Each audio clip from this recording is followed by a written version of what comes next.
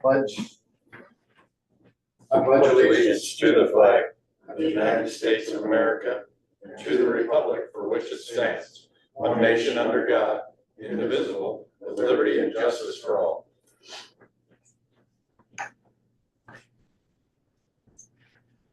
We'll have a chance to review today's agenda. Any additions, corrections, or conflicts of interest? Not, the agenda stands approved as printed. We'll move on to the reading of the minutes. June 30th, 2026. The Board of Supervisors met at 9 a.m. with Craig Dozark, Chair presiding, members present, Schultz, Mulbauer, Dozark, Hayden, and Rossberg. Minutes of the previous meeting were read and approved. The board approved change of wage for Zach Rasmussen, Emergency Management Coordinator, and Ryan Lodi, IT Director. Board approved correct change of wage for Secondary Roads Bargaining Unit employees. The board approved hiring Sean Hansen, maintenance employee for Engineer's Office. Motion was made by Rossberg, seconded by Schultz, to approve the purchase of 3 2027 Ford F-250 trucks from Team Ford for $53,653 each, totaling $160,959. Motion passed unanimously. The board had a discussion with Joe Lally and Jay Ford about a 2080 agreement creating Reservoir Commission. No action was taken at this time. The board had discussion about an estimate for curb and grassy area removal and install concrete at the CCCS building. Need to talk to the city of Denison. No action taken at this time. The board had a discussion regarding a proposed data center ordinance with Cole Qualheim from Holden Construction Data Center, construction engineer, Colin Johnson, county attorney, and Stephanie Weiss, Whipco. No action was taken at this time. Motion was made by Hayden, seconded by Schultz, to approve the following resolution, 2026-25. Resolution for interfund temporary operating loan. Let's see. In the amount of $39,982.15. Transferred from Pickham's Family Planning Fund 0040 to the General Basic Fund, 0001. Voting aye, Schultz, Mulbauer, Dozark, Hayden, and Rossberg. Motion passed unanimously. A motion was made by Schultz, seconded by Rossberg, to approve the following resolution, 2026-26. Resolution transferring funds from the General Basic Fund into the Community Health Fund in the amount of $356,521.45. Voting aye, Schultz, Mulbauer, Dozark, Hayden, and Rossberg. Motion passed unanimously. On motion duly seconded, the board adjourned at 12:17 p.m. Agendas for the next meeting are posted and available at the courthouse on Friday at 4:30 p.m. preceding the next meeting. We might have to amend that second resolution, the transfer of funds. Community Health Fund? Yeah, they included general supplemental funds in that dollar amount. And the transfer is only general basic funds. How does that affect the total? It reduces it by about $200,000. Not quite, 164. So we'll get that figured out and get that on next week's agenda. Put that on this minutes then. Say again. How would we annotate that on the minutes then? It'll be on the minutes of the agenda that it's on. Yeah. You can't take I something can't, out. yeah, I can't. You can't do it out of, it has to be action of the board. So how are we gonna amend these minutes? How are you gonna change them? They won't, it won't, we'll We'll amend that resolution in another another- minute. Okay. Yeah, Because this is how we approved it. absolutely, yeah. And I wish there'd have been more time to talk about those dollars and stuff, but I So, was at a conference just ahead of me being on vacation and there just wasn't time, so we'll get it corrected. And I said something to Monica yesterday about it, cause I asked her how she came up with the dollar amount. And that's where that came from, so it was inadvertent. I So it's mean, in- I don't think they understood that it was general basic and not, and cause supplemental are very specific, it's only, we can only use those dollars levied for, you know, benefits and FICA and those IFRS. leftover dollars will go back into. They'll stay in supplemental, Supplemental. yeah.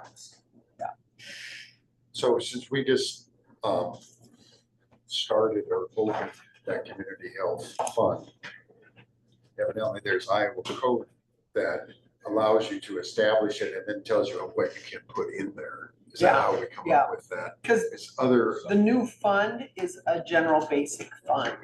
It'll be like on the Department of Management's page, right, it'll be included in the general basic column.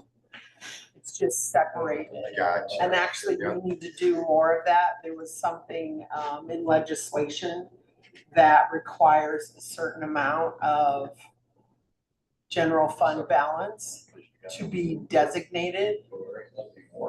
So that's gonna be, as soon as I find out more about how that's accomplished, I'll bring that to the board and. So we'll get that changed next week. Yeah, we'll get something on the agenda. And Terry, when you, as far as before we do the supervisor minutes or the supervisor reports, Yeah, as me precluding that, when you said, talk about the city concerning the diagonal parking in front of the CCS. oh, yeah, yeah, And I told Megan, then I said, well, when's Terry back? And she said, Terry will be back Monday. And I said, I'll call Terry on Monday. oh, I okay, forgot to call you. It's okay. Monday. I get it. And so I guess moving forward, how do you think it's the best way to talk to the city about it? Do you want me to talk to the city or do you want to talk to the city? Or when we talk to the city, is that I know, I don't know if we Jessica can, or? yeah, I did drop that drawing off, I just happened to have to go to the city the day after that, and I just was kind of popping and see. I don't know if they wanna get us on their agenda, cause I understand they're gonna be doing a road project along is that 14th Street? Yes, And so they were curious what our intentions were on that project. So, I did give that drawing to Kobe. so they might want us on I don't know if they'll want us on the agenda to Somebody's got talk, that. are you on the agenda to talk about it? I Okay. mean, they meet tonight, so they won't meet for 2 more weeks. But 21st, Wonder if we should, just have, well, they probably talked to Rod about it, so Rod would be the one that's kind of over this street department, don't you think? Rod. I don't know that. Oh. Jessica probably knows more than All right, got it, but You want me to me. reach out to Jessica? Yeah, see if she got the drawing. yeah, Okay. I will do that. thank you. I'll call you up Wednesday and see if you did.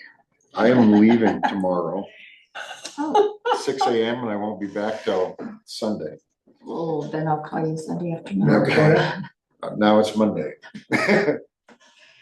North Dakota. So going to, yeah, at a, for family funeral, so.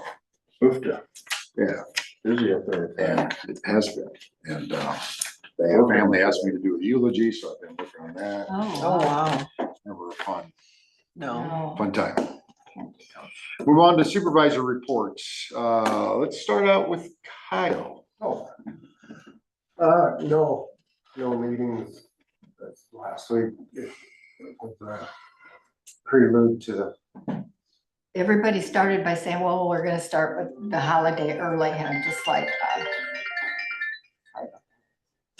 don't they hope by now? they, We no. don't.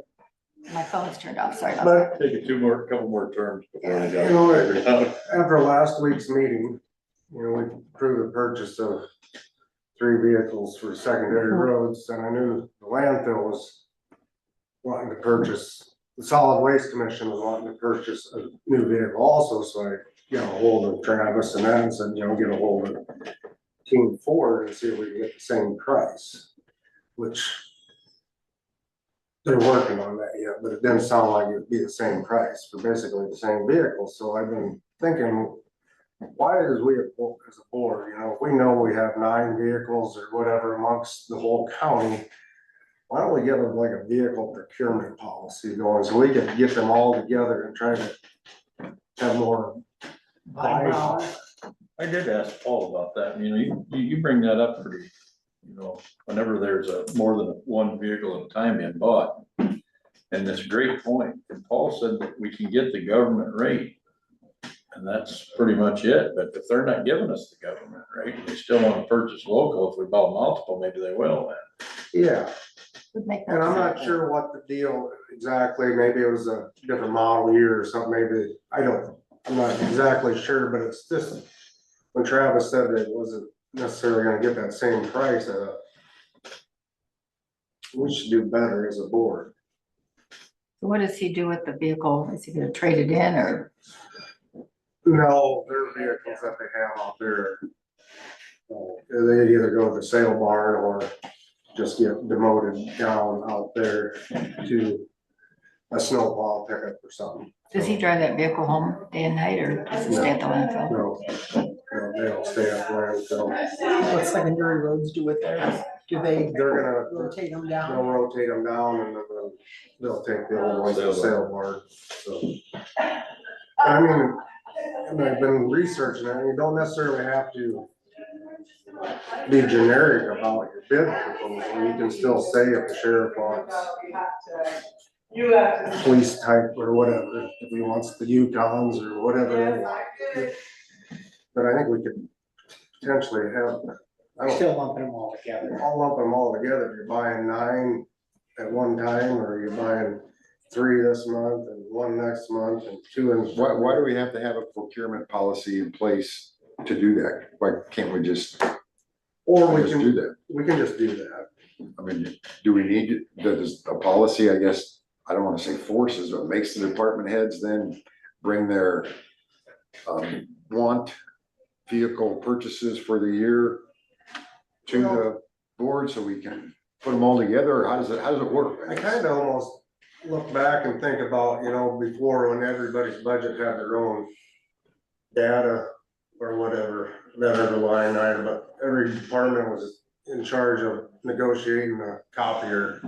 I might be exaggerating, copier agreement with, you know, so we put that all together and could get it all streamlined, I guess. We didn't have a policy to do that, we just decided we were gonna do that. Right. So maybe as budget seasons roll around and we see all these vehicles, we could make notes, say, you know, we'll just put these all in one. Maybe we need a vehicle line item or something, I don't know. Yeah, I don't know either. Good thought, but But you already transfer funds into secondary roads. Why would we spend more general basic funds on vehicles for secondary roads when they already get whatever they get? I Well, mean, that would say we don't wanna create a fund though, but we could still try to get all the vehicles lumped together. right, and then take it out of there. and then pay pay them for out. it appropriately out of each department. Right, But would that be an issue if somebody prefers a Chevy or a Jeep or a Ford or, you know? well, They can get all those from Team Ford, can't they? Kind I of, think or not? so. Can you get a new Chevy? I don't know. The Chevy would be the I'm only not sure thing. that I would don't be think the we got only any one. Chevys in the county, do we? Well, isn't it Tom here? I mean, everything's a Ford or a Ram.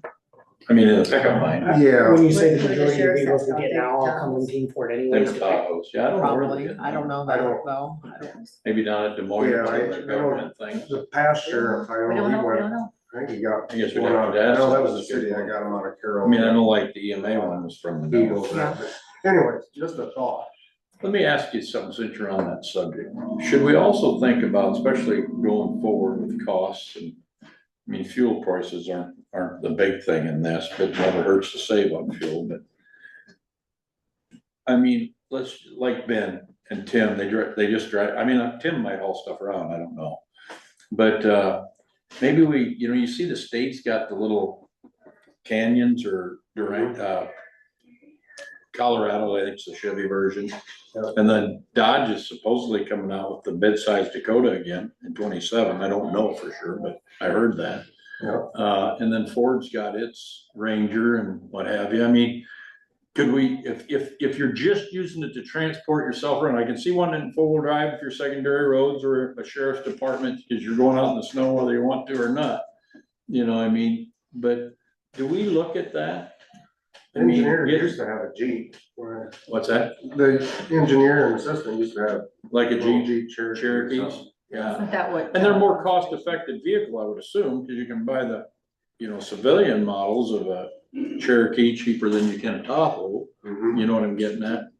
And I mean, maybe they got more equipment that they gotta haul in there that I'm unaware of, like if you're one of the dog handlers, you might have to have that big cage, so you gotta have a full-size vehicle. I don't know the answer to that, but.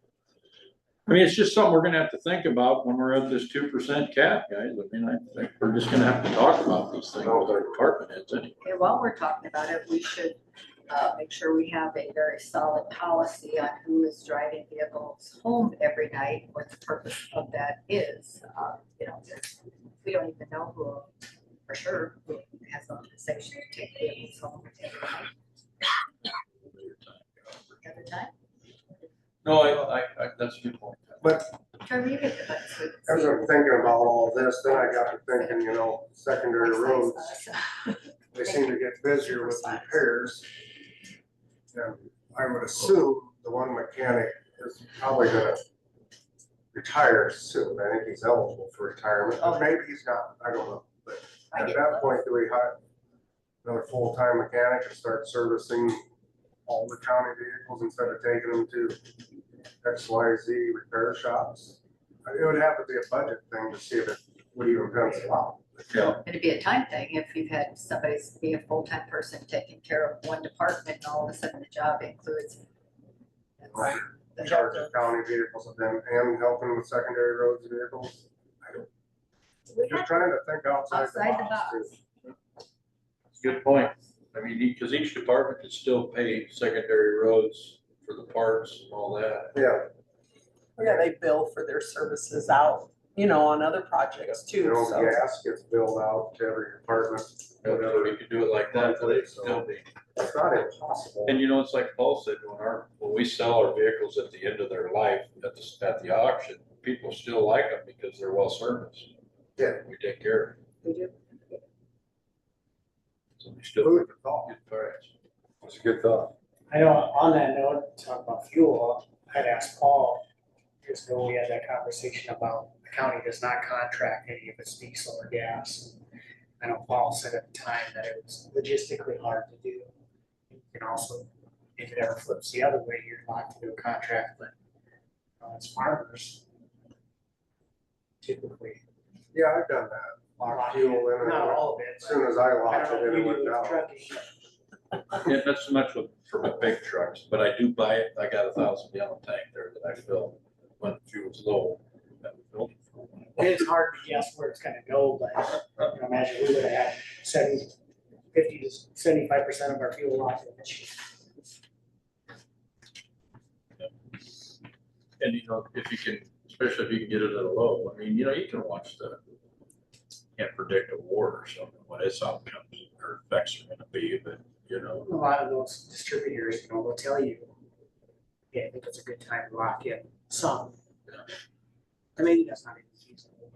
So Kyle, since we have a current head mechanic, when he retires and you hire a new person to fill that role, and you add additional vehicles, I guess, to his calendar, can he, I guess, physically do that? Or is that too much, you think, or? Because I don't know, these are all just things, do we want to explore that? Because I think we definitely want to explore that. Yeah, that makes perfect sense. We have a county, they service all their own vehicles. secondary road, Yeah. yes, yeah. So I think they service all the sheriff vehicles. Seems I like want a- to start, at cost, I mean, then Right, at a cost. Yeah, 'cause if you're in business, you have to do it at profit, right, but the county can do it at cost, what it costs for our man hour. When you start adding up sheriffs and conservation. Oil costs. Then Whoever, if we buy oil in bulk, they can just say, hey, we had to put 4 gallons in. Or, Have 8 all- gallon, or 8 quarts. There, I'll get it right. I put it in the truck. 13 gallons in the truck. But yeah, that's a great idea. Yeah, great. I like thinking like that. We might require putting a hoist in, so the cars, We don't have, Maybe one. another person. or, yeah, like I said, maybe that would be Maybe, cost We effective. don't have a hoist now. No. So how do we service all the pickups? You gotta agree for this. Okay. Do we do like the tire rotations or anything? I mean, if we had a hoist, I mean, you'd only need a hoist like what Dan's got over at Kenny's shop. Right, You just know, you some, wouldn't have to have one of the floor hoists. Kenny's got this, I think he got it for snap on. I don't remember who. yep, so It just lifts it up to the side. just a thought, and I think maybe it's worth exploring. I don't know if there's any way to pull a history of service repairs Yeah. easily out of I have to think about claims. that. See what, Yeah, I don't know. see what that would cost us annually, but. we Can could ask probably go department heads with vehicles where they service theirs and that'll help. We could serve it, we could pull it by vendor or whatever, See, that's what I was saying. How would we really get a true number for it? back then. And then, asking questions. anytime you hire another employee, we realize that it cost of insurance and all that goes along with an employee. Are we- Right, it's gotta weigh it out. Yeah. Maybe it's not worth it, but if we don't at least. Kind of explore it. investigate it. Oh, I think it's definitely worth taking a look, because used to be when you take your car in for an oil change, it was, $35, $40, and now it's 75. Gosh, you know what? I got filters on my truck that are. It's nuts. Nuts. Oil changes are not cheap. No, they're not. Now, they'll go up. I can run 20,000 miles on an oil change with a truck. That's a lot. Keep Ford yesterday. It's still a lot of damn money. Day lady, That was a special class. Down, looking it up. oh, On my expedition. oh, It was how much? Prius is 58. still, Prius Only is way vehicles that- yeah. They're more expensive than all your- It is. I'm sure. You gotta get money out of you somehow. You know, And Yeah. get it Just for thought gas. of that. There you go. maybe we find out that the person ain't liable, that maybe we put it out for bid, say, 20 vehicles a year and average Yeah, 5 oil change each vehicle per year. that's a good idea Great too. idea. And maybe like Sheriff Department already does that, we could ask them. It could be. It'd be good if they are. Never thought about it before. Ways to Yeah. save money, that's what we're Thank you. all about. Nice contribution. Always. When would we do that? Can we, I'll find out oh, okay. where we're getting services from and And when would you put that out for bid? Is it just like the fiscal year, or can you do that in calendar year? You can do that whenever you Yeah. we're want. not tied to anything right now. so- right, we're not tied to anything. Right. Yeah, you're right. We could do it soon. I mean, sooner than later. Dave, Yeah, I did talk to Jeff Gallagher. He lives in Vale. He is very excited about the county starting the bank stabilization project along the creek there. But he's called throughout the years, checking in on that, because his property butts up against ours with that. To reiterate that he's very, very interested in getting that ground, buying it, whatever's down the road, but we, of course, have to finish our project, and then, like I told him before we begin.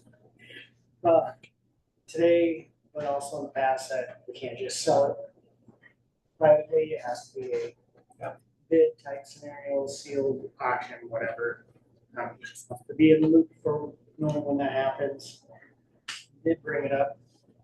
I said, boy, I didn't hear this, but I told Craig. He said something about, well, I heard that the county might give it to that property to the city, and the city would do whatever auction it off or do something.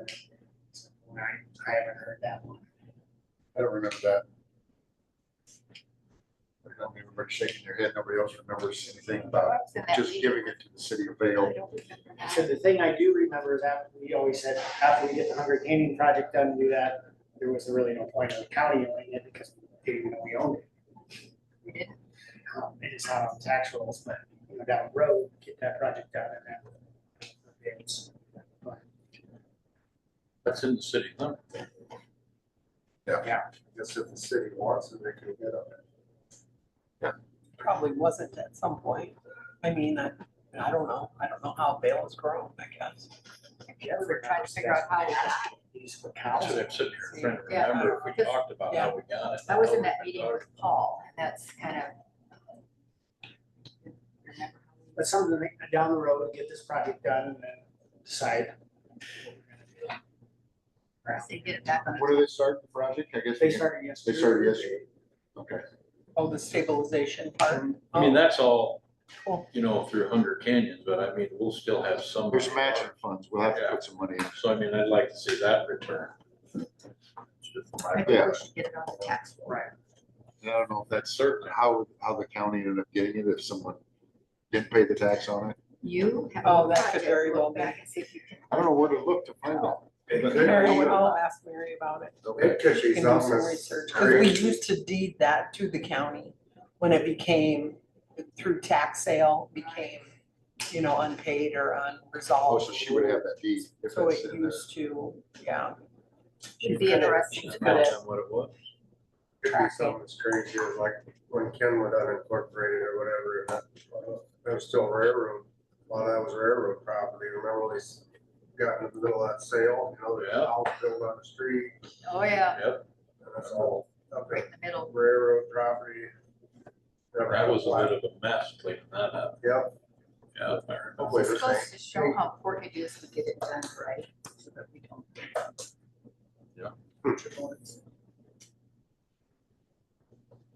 Okay, thanks, Dave. Anything else? I had no formal meetings either. We didn't even have Rotary on Thursday because everybody wanted to start the weekend. Or I of course didn't read the email, so I'm down there waiting. So I'm like, no, you know, to start the holiday early bird night. So I'll go back home. So that is how that started. So everything just kind of started on Thursday, but still lots of I didn't see where we have it on the agenda to talk about our data center. Has anybody heard, I don't think we talked about the glycol system. Has anybody heard anything about that? That doesn't include a lot of water. And they're saying that it could be simple as a code ordinance issuance to support local governments that enforce alternative cooling. So I just thought maybe before we, you know, get the ordinance all lined up, that we maybe review that, make sure that we've thought of all of the possibilities, because our next subject is gonna be this water. And so if our problem with getting something here is the water that it's gonna take, and that's a big conversation we have, we can maybe consider that, do a little bit more Are you research. talking about like the glycol for data center? Yeah. Yeah, When did you ask that question last week when we had the expert? Did you know? Yes, it did. We had the water person sitting there, and I don't You know didn't that we have have an that expert I on. didn't have on that it. question, somebody That's brought fine. it to Oh, my I see. attention, Okay. because I just couldn't think of I that. think if you make it a I have closed loop somebody point system, it out to me. we're gonna find that we're already conserving a lot of water. And I don't think they're gonna be the big water users. When you're hearing about water, it's always the great big systems that are the towers that got the evaporation and all that stuff. Them are the guys that are, and they still discharge it because it's passed through instead of a closed loop. Right. Them are the ones everybody talks about. Yep. And the closed loop, I think we could probably restrict it to a closed loop system only. So I think that's where we need to maybe I go mean, with as it. far as getting too much detail, I mean, I don't even know anything about glycol. Maybe I there's don't hazards either. to that I did a too. little research, and it's just a thermal, Glycol? It's in every, liquid cooling, Antifreeze, glycol any data car. center, efficient. any car antifreeze or whatever, it's got glycol in it. It improves the thermal, I guess the old green stuff. I'm not gonna. just something for us to think about. That's poisonous. If that would leak out on the ground, the animals look it up, probably would say. I just brought it up so that somebody doesn't say why I didn't I bring did. it up before. I did in my travels drive past the one north of you. The one, that's an air one too. That's just air cool. Sounds like about 5 10 fans running. That's the air cooled, but that's the currency data center, Yeah. like Bitcoin. Mhm. And that was all portable structures too, which, how do you tackle that one? I'm against that. I really am. Your greater benefit, the only thing that benefits, it might lower your, you know, by what Steph says, it might lower your rate because they can get a better rate. I really can't quite wrap my mind around that yet. I mean, she showed me in writing what she's talking about and it made sense, but it's still hard to wrap my mind around them being any advantage to us. You can't, you know, how the Even if they put a concrete platform to lay it on, you can bill them for that. To me, those, you should be able to, I don't know, I'm not gonna speak out of turn because I've just got a bunch of hypotheses running around in my head on how that serves community benefit. Yep. And I'm sorry, I think anything that comes in like that, that's got very minimal jobs, and I'm okay with that because we're complaining, we don't have enough people right now. So, I mean, I'm okay with an industry that's got low job numbers after the construction. Because you don't hurt to have a few of them, I mean, but they gotta have some other community benefit to it, you know, that's my opinion. Yeah, I don't know about the glide. Well, I just. But that's a good point, thank you for bringing it up, I will look The up. only reason that I brought it up is so that somebody doesn't ask me why I didn't bring it up sooner, because I don't want to go through the process of writing the ordinance here, it's right here. I'm trying to remember where I There, heard that, right. I think it was on Big Bang Theory, it was a damn joke about glycol ether. Anyways, that was just something, and then a lot of interest in the reservoir. We'll bring that up at another time, but no official meetings. Just once again, some concerns with the net and the insurance and how that's all, it still hasn't been a really good fit. They're still working on how they can make that be seamless for them. But I think DD has it figured out, so otherwise, yield my time to you. If you want to talk. Oh, you know, I had no meetings last week either, I mean, with the holiday coming in. Yeah. It was a holiday week. That made it pretty, you know, everybody was planning around that. Let's see. Yeah, just before, I do know that like all my committee deals for NACO, because we're having that annual conference this month. We won't do anything outside of that. And I take off for that next week When do you leave for that? on Thursday. I'll fly out Thursday afternoon.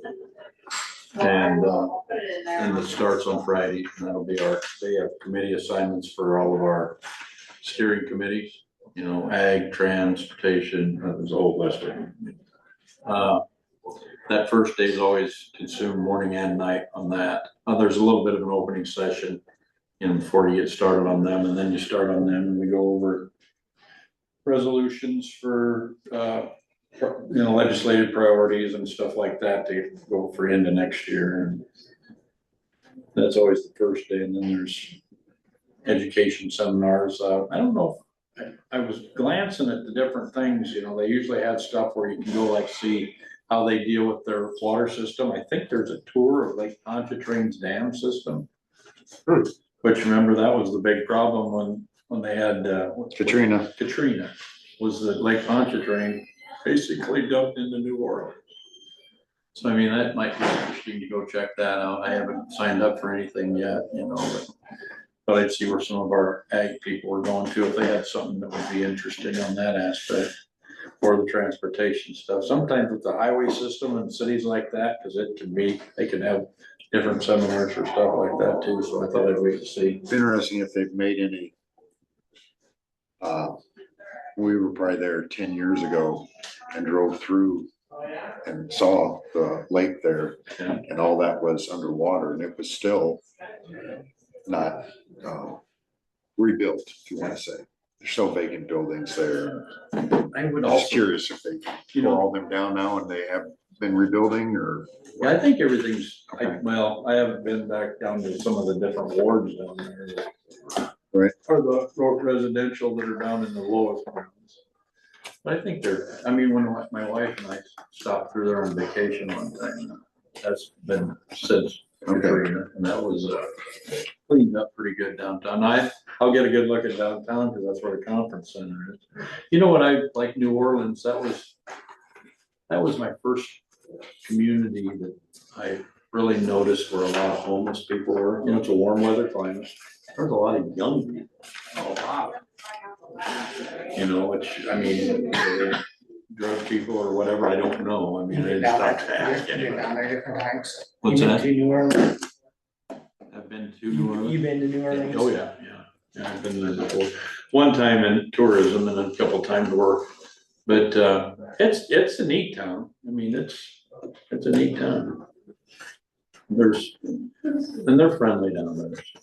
But I mean, I suspect there are ugly characters down there that aren't. But there's been, that on base camp, I don't know if any of you have noticed, Barry and I are administrators on a page there that's about data centers. So seeing, just watching over the supervisors gives us a place to go visit about ordinances and stuff like that. So, but I don't know. And you know, I didn't have a lot more last week to add to, you know, so slow week for me. Hopefully you got something great. I didn't need up all the time. No, I don't have, I do have, we have a special executive committee called meeting with Wesco today at 1:15. So I'll be doing that this afternoon. What that is concerning, but something important, I'm sure. Always.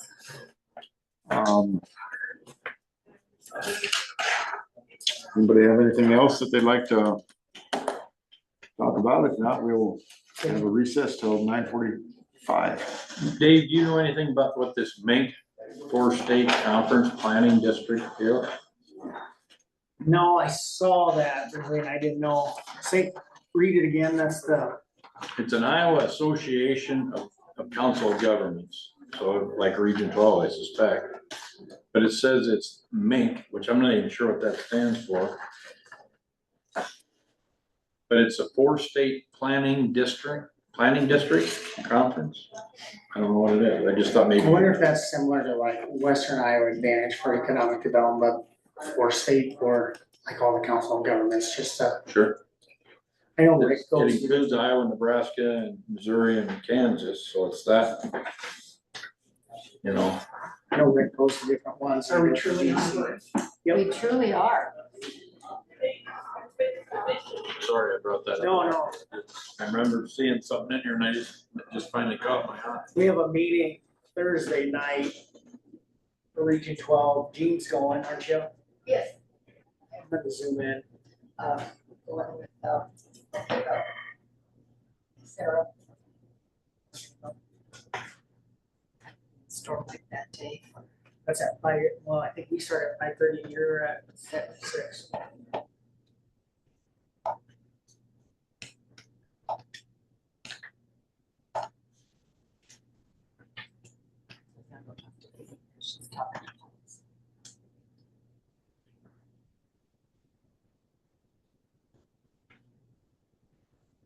Good time to come in, Gene. We're just on a little quick break. Oh, okay. Guys, this is Gene Beggy. Gene and I are on the Hi, Gene. hospital board at Manning together. Gene is also was Main Street Manning Director for a number of years.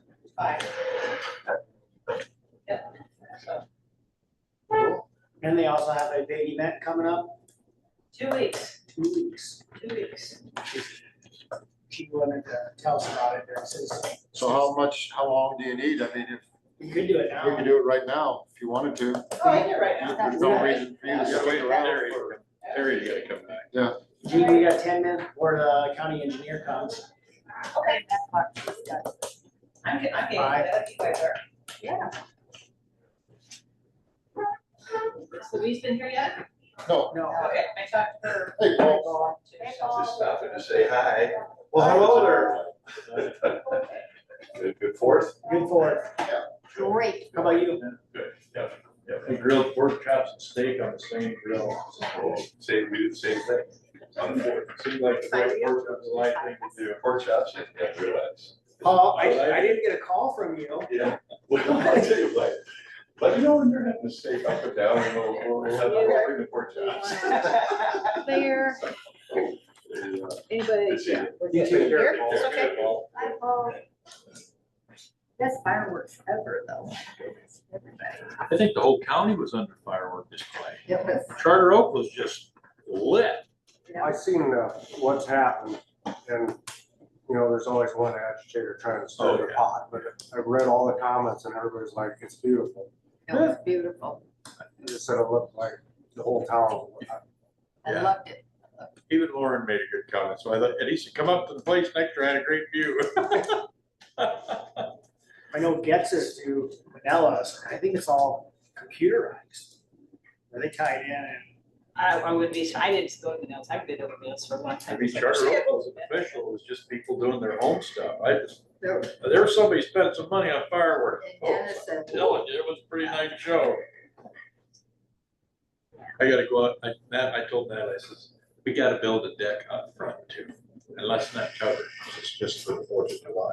These people are gonna get this serious about it. Okay, Hi, how are you? Terry know who's here. Terry, this is Gene Beggy. Gene's on the hospital board with me and hi. Okay. he's also was director of Main Street Manning for 5 years.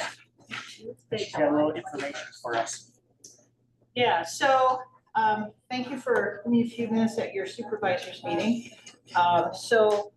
Yeah, and you may have heard about this project coming. I'm gonna try to do a condensed version for you.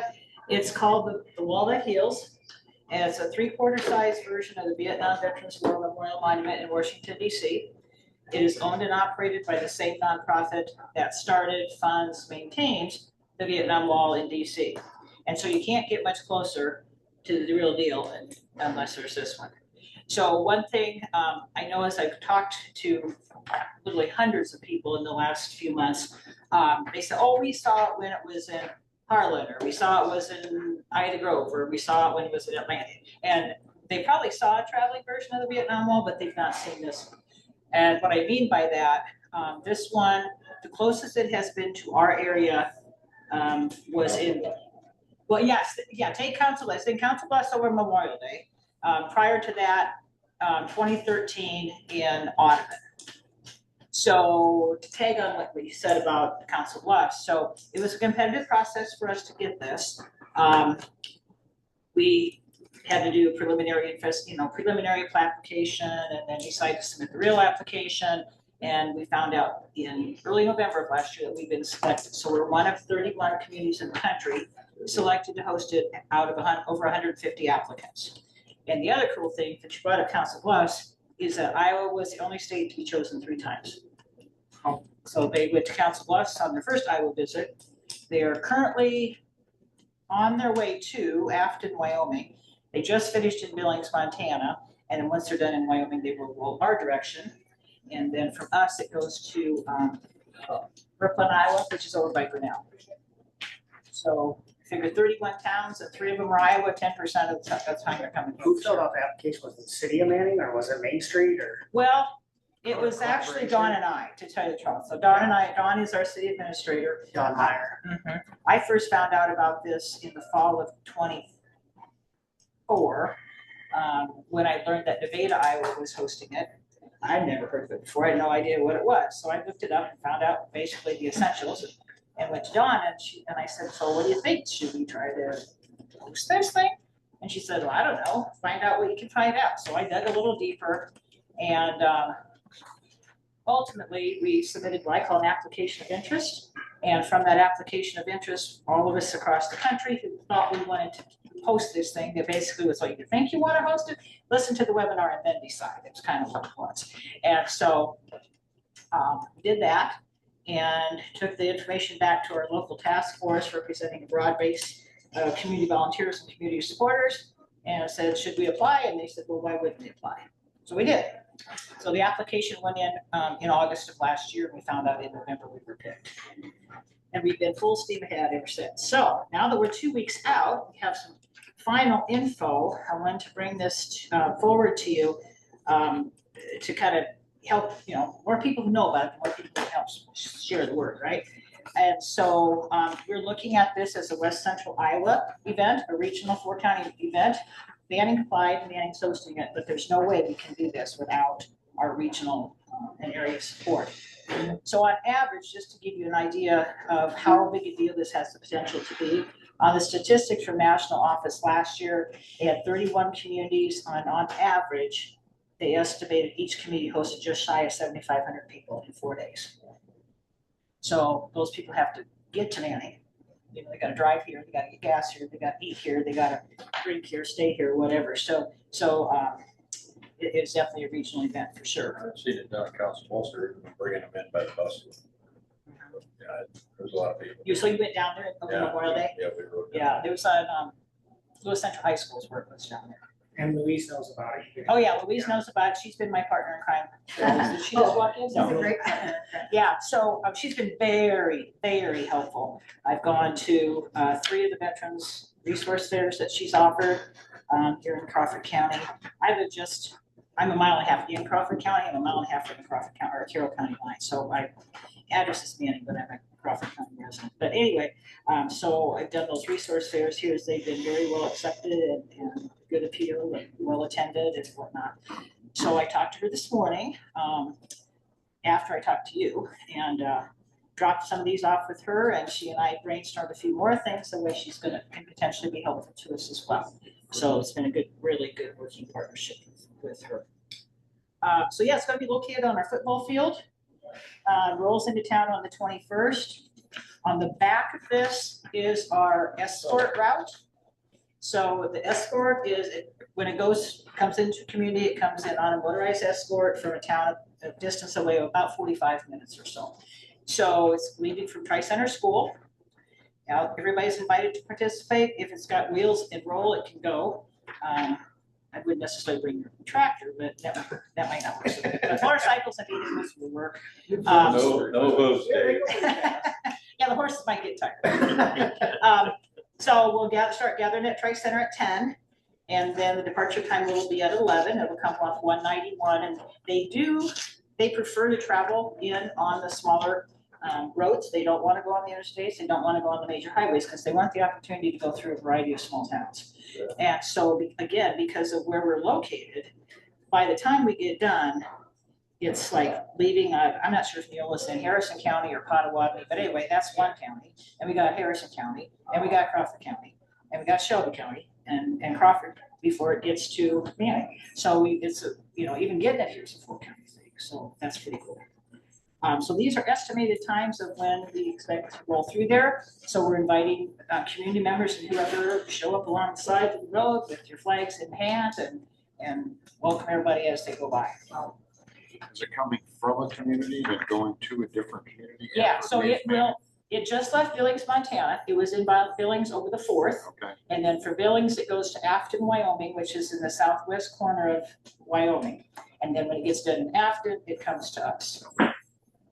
Quite a ways away. Quite a ways away. And that was one of the things they had told us in the application process. This has been to every state in the country with the exception of Alaska. Yeah, with the exception of Alaska. So they started this year's tour in Hawaii in January. So they loaded on the boat and take it over there. It's been over in Hawaii a couple different times. And then it's been like through California and Washington State and Indiana and all a variety of places. So in the initial application, they were kind of explaining that, and obviously they don't want to go to Florida in hurricane season. They can't be in the Midwest in January, So they have, I don't know what kind of algorithm they figure out how to make where this all goes. But we had initially requested to host it in September, primarily so we could have facilitate school tours for field trips with the school kids. And so when they called us in this November last year to say, well, we want to come to Manning, but we can't come in September.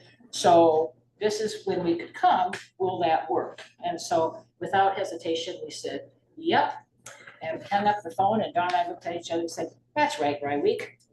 And one of the things they really emphasized in the application is don't hook this with something else. So in other words, that means don't put it with the county fair if you're a county seat. Don't put it with the school reunion. Don't put it with some other big event that your community is hosting, because it's not intended to be a party, it's intended to be a moment of reverence. And so. They had the people that are there, they were full of information. And then they'll literally, if you have a person that you don't know, that's, or that was a family member, I mean, they can look it all up right there. They can take you right to where they're, and this is, like she said, the exact replica of the wall. So if they show you here, you get a trip to Washington, you can actually, if you remember where it was, you'll go find them right on the wall. Yeah, and you're exactly right on that, because like I said, it's 3/4 the size. So what I didn't think about this till a couple of weeks ago, is like, well, if it's 3/4 the size, are the names in the exact location on the same panel? And the answer to that is yes, because it's exact 3/4 size, so everything's just shrunk down. Yeah, so the other piece to tag on to this, national office will send 2, maybe 3 people, and they aren't there to help, they're there to guide us. And so they will not have seen the football field in person with their own eyes until they come to Manning. They're staying at the hotel, they'll arrive in Monday night, and then we'll start up the setup on the 22nd, that Wednesday morning. And so the setup is all done by volunteers. The other piece that is cool about this, if you have a loved one, relative, friend, a next door neighbor that you remember when you were a kid who was in Vietnam and killed in the war and their name is on the wall, you can make a request to carry that panel from the trailer out onto the field. Have you had any local press in Denison like interview you or? I've been interviewed on the radio once. Okay. I know they got another press release yesterday, and I was there already this morning to say, I'm in town, can I stop back and get interviewed and get taped for next week? So I don't know if the newspaper covered it or not, but I did talk to them early on. Yes, newspaper. Yeah. And yeah, so we've Leave her been, your contact information. There you go. She will call you. Reed, I gave her your pamphlet. So she can- say again. I gave her your pamphlet. Oh, perfect. Okay, that'll work. And so yeah, we've interviewed on the Denison radio station, Atlantic, Harlan, and Carroll. We had just aired last night KCCI coverage out of Des Moines. So yeah, so we're hoping to get lots and lots of people. We hope we have good weather while it's here. So yeah, set up on the wall and starts at 8:30 on the 22nd. If you know somebody who would like to carry a particular panel, they should be there by 10 o'clock in the morning, because that's about the time the wall or the pieces of the wall start coming out after they get the frame erected. But training at 6 o'clock that evening, because it is staffed by volunteers around the clock. Open on the 23rd, and once it's open until Sunday afternoon. Rain or shine, 3 o'clock in the morning, 3:30 in the afternoon, it's there and staffed by volunteers. So the welcome home ceremony on the 23rd, this is really kind of a cool story. We knew we needed speakers for our different events. And so once we, learned that we had been chosen, it didn't take the word too long to make its way to area veterans associations. And so we have, we got information from the Legion in Manila that said, hey, we think we got a speaker for your opening ceremony, and here's his story. So his name is Gerald Berry, and he went to Simpson College. And while he was at Simpson, he became friends with somebody from Manila. I don't remember, Craig Sanders maybe, I'm not sure. But anyway, they've remained friends all these years, right? And so Mr. Berry's been back and forth to Manila different times, and he's been at their Legion meeting. So somebody at a meeting said, well, what American Legion do you belong to in Florida, where you live? Well, I don't. Well, why not? Because they never asked me. So the Legion of Manila said, you want to join here? Yep. We can help you transfer your membership back to Florida because that's where you live. Nope, it's going to stay right here. And so what's the connection with Gerald Berry other than Manila? And this is just beyond crazy, but he was the helicopter pilot who was part of the extraction of the ambassador the day that Saigon fell in 1975. Wow. Now, I would never have known, A, who he was, B, let alone how to find him. So that was a connection that we made through the Manila Legion. Wow. So the Mel Legion's been very helpful with that. They're one of our better nations. Yeah, They do a great they job. do They're a good great job. folks. So he's, as far as I know, he's coming up on his own ticket. He's made arrangements to stay wherever he's gonna stay, and I've not met him, I've not talked to him on the phone, but Manel said he is good to go, so there we go. Awesome. And then, yeah, welcome home ceremony on the 23rd is when he's speaking. And then the 24th, our special event that evening at 9:30 is candlelight vigil honoring those victims of Agent Orange and PTSD. So our speaker for that will be Josh Jurek from Council Bluffs. And that name is probably familiar to you. He's a current representative in Council Bluffs, or state representative in Council Bluffs, but his father was a Vietnam veteran. And the father's exposure to Agent Orange is a consequence of why he has and was born with and will continue to live this spina bifida. So he is on target to be our speaker there. And again, no particular ceremony on the 25th. And then 26th, our closing ceremonies start about 1:45 p.m., last about 15 minutes, and then the dismantle process happens. And so then we need volunteers to help take it apart, put it back in the trailer, and get it on its way to go. So, and then, well, we don't have advertised on here, but for those that volunteer, there's a volunteer appreciation supper at the VFW Sunday night, so. Very good, Jane. Anything else you'd like us to know? Certainly appreciate you stopping by. Come see us. I will. Yeah, it's Definitely will. it's pretty awesome. Thank you. Oh, sure, I've got a few extra here, so you guys can leave those if you'd like.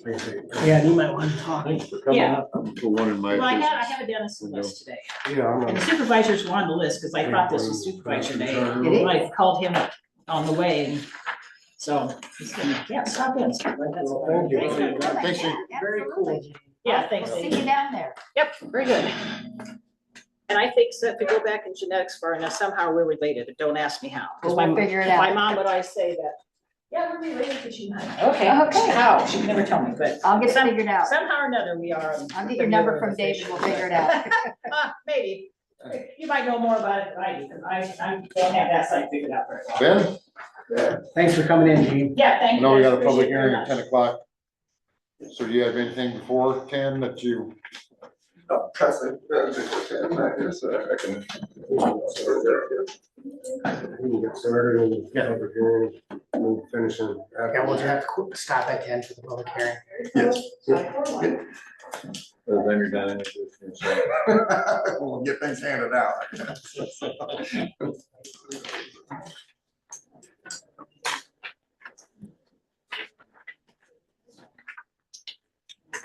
I'll begin to start about an HMA project over there, where we're going, utility permits, and this is new to speak there. The Whiting over there, North, doing a great job, going well. We're a few more days on the intermediate, and then they should be all the way to Charter Oak with the first lift of asphalt. We are having some issues with pavement blowouts after. What does that mean? What's a pavement blowout? The heat from, that we're having right now, after we milled off that inch of surface off the existing pavement to kind of expose the concrete to, I don't know, some moisture, that we've had. And just the combination of moisture and heat causing pavements to blow up in there. It can happen Right. anywhere, but we're experiencing quite a few of them on the pavement over there.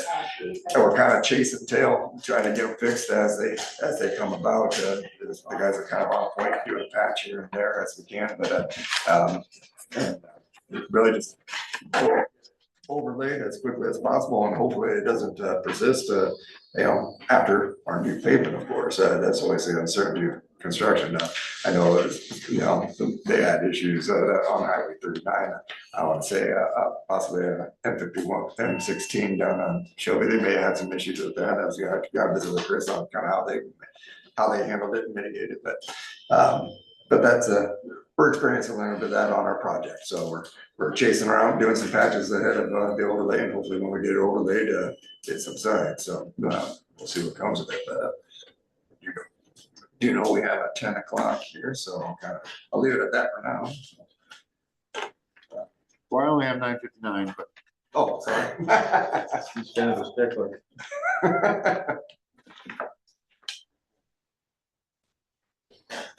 We certainly it being 10 o'clock, I'll entertain a motion, I guess, to open the public hearing. Motion to open the public hearing. Motion by Gene, Second. second by Kyle. All in favor, say aye. Aye. Motion carries. We now stand in public hearing. I guess, Ben, have you received, or Terry, have you received any written objections or any written input or? I've received no objection Okay. to what we're wanting to do with the reclassification of the road there. I think it makes a lot of sense. I mean, there's no one here in the public. I guess I have not been contacted as a board of supervisor member I have that, not. anybody opposed to it. Anybody out in Zoom that would like to speak in the public hearing? If not, I'll entertain a motion to close the public hearing. So moved. Second. Motion in a second. All those in favor say aye. Aye. Motion carries. If we close the public hearing, back in open session. And we'll move on to Ben, I guess. What do we vote on? We need to There's vote a on. resolution.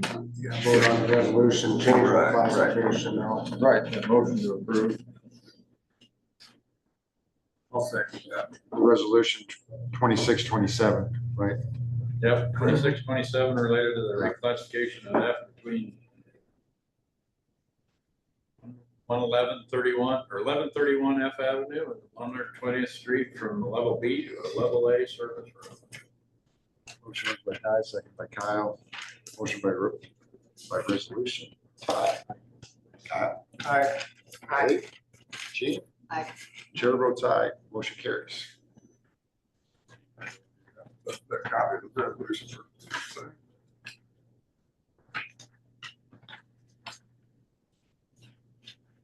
Anything else you got on your agenda, Ben?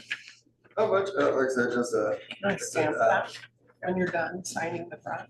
depending on when we got people behind me there, but just giving an update on the bridge crew, great crew. They just finished on 310th Street down there by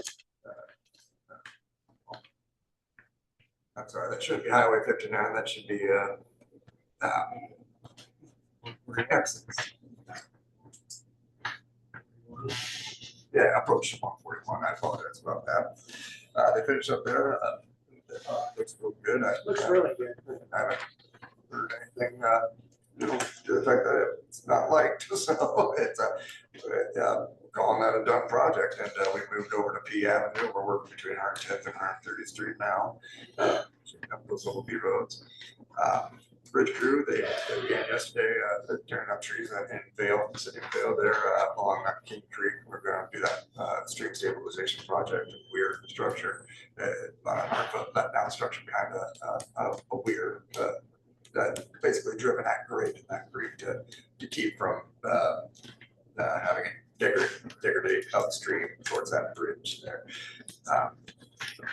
They're working on that. They'll probably be there for about, this week, probably all next Ben, do you week. know at all how the county acquired that I property? was Are just you- talking about that at this point. I have no idea how they kind of acquired that property or why. I mean, that's a property.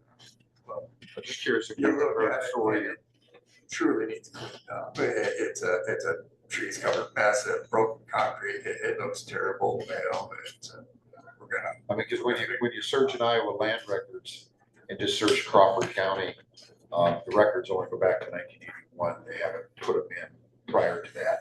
And when I put in the city of Vale and search in Crawford County, it doesn't bring up anything. So if it did happen, I'm guessing it happened prior to 1981. Probably. I don't think I could say, I've had considerable, I need to reach out to somebody with Iowa land records. I've had considerable trouble trying to search documents on it. And I don't know if it's got different systems going on, but it's not what it used to be. It's a very difficult program now to try and navigate around and receive information back.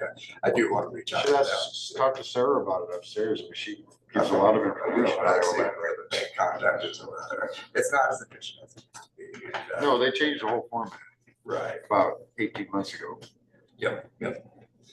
Yeah, hopefully it gets better, because like I said, I don't want to we gotta use it quite a bit, and I want to make sure I Okay. get the documents I need for what we do, so. hopefully we're parts of search and queries are part of it.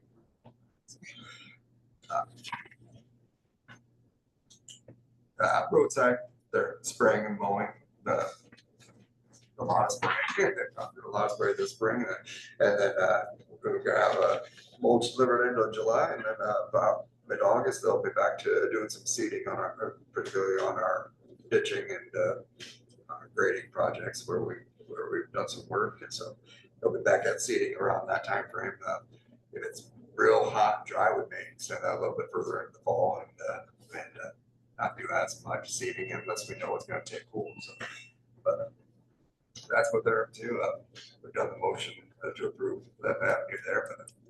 But discussion on the gravel and equipment payments. As I mentioned to you, prior this time of year, after the first year, we have a lot of payments that are deferred till after the first year. Equipment purchases, our dozer that we had purchased some months ago, they deferred that to this next fiscal year, July 1 after this fiscal year.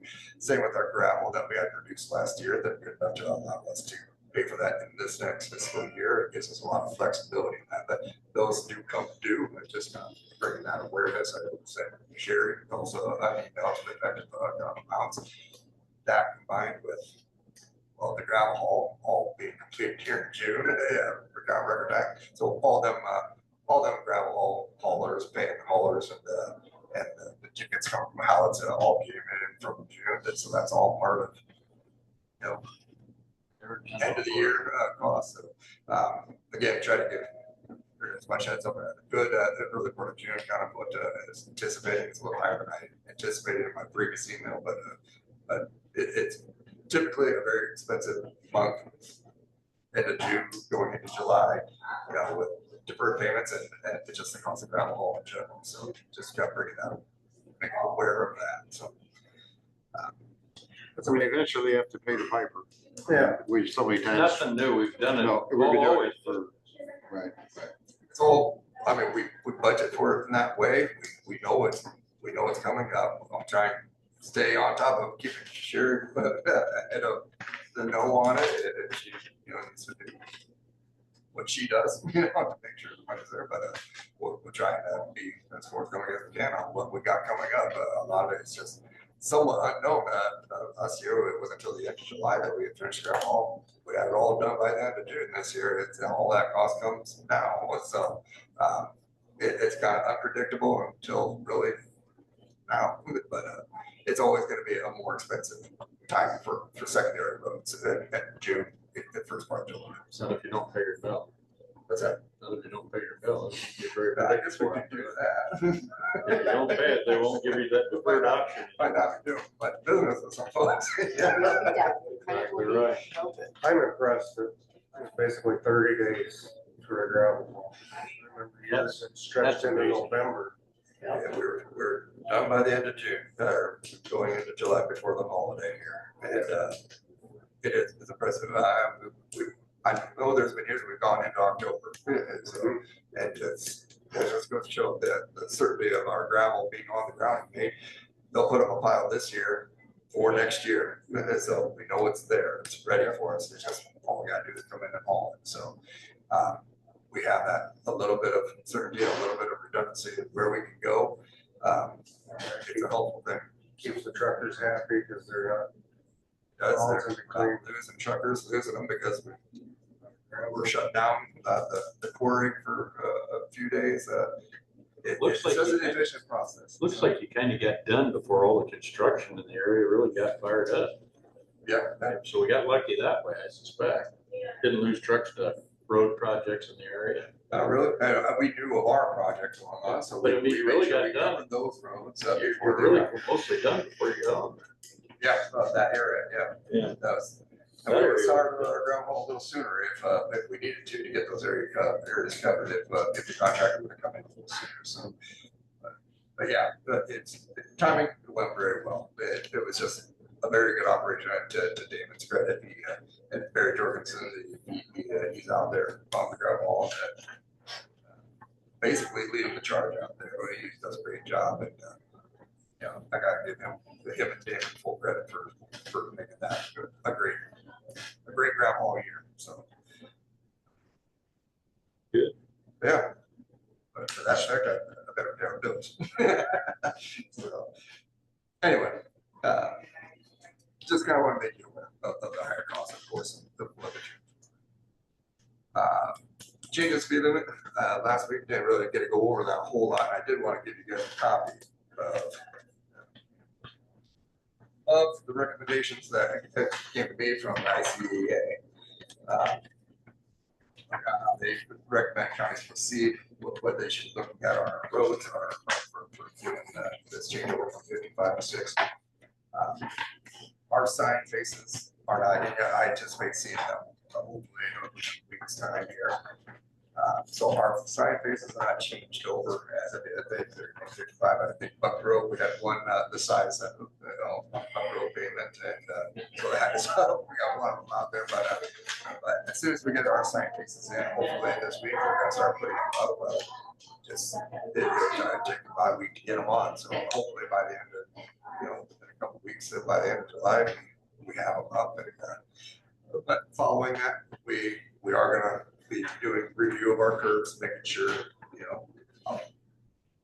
very possible, nothing will need to be done, as far as additional advanced signage, but we do want to make sure, review our curves, review our pavement markings, that they are adequate. We're gonna get the signs put up, but we're gonna make sure they're adequate. Only a 5-mile-an-hour increase probably won't be too far off even if you have to move. So. With only having a 5-mile-an-hour increase, I can't imagine it'd be a big drastic change. Don't you have it where we're slowing down to 45, like going up to the stop sign, especially coming up to a hill or something, we're slowed down to 45 and stuff already, so. Right. And any curves where we already have the advanced warning notice at reduced speeds, they're probably fine.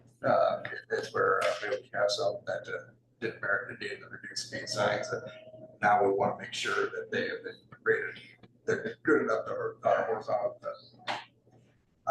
I heard that Woodbury County put a moratorium on until like January or something.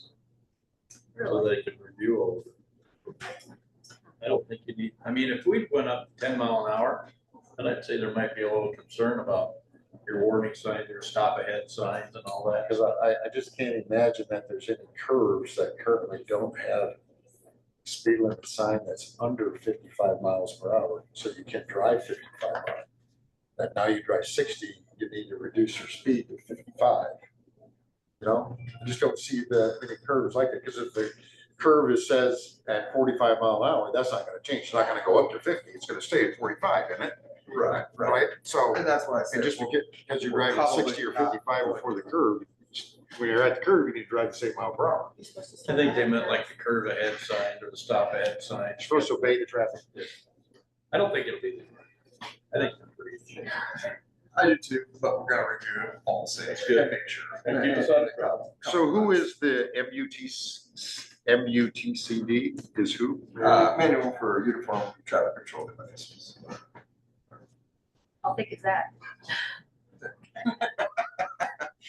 Thank you for the. Don't want to get hit over the head. And the other one is Federal Highway Administration. I'm just assuming the FHWA. Right. Okay. This is just short. I mean, Question. like I said, a lot of it is stuff that I had already anticipated would have to be looked at.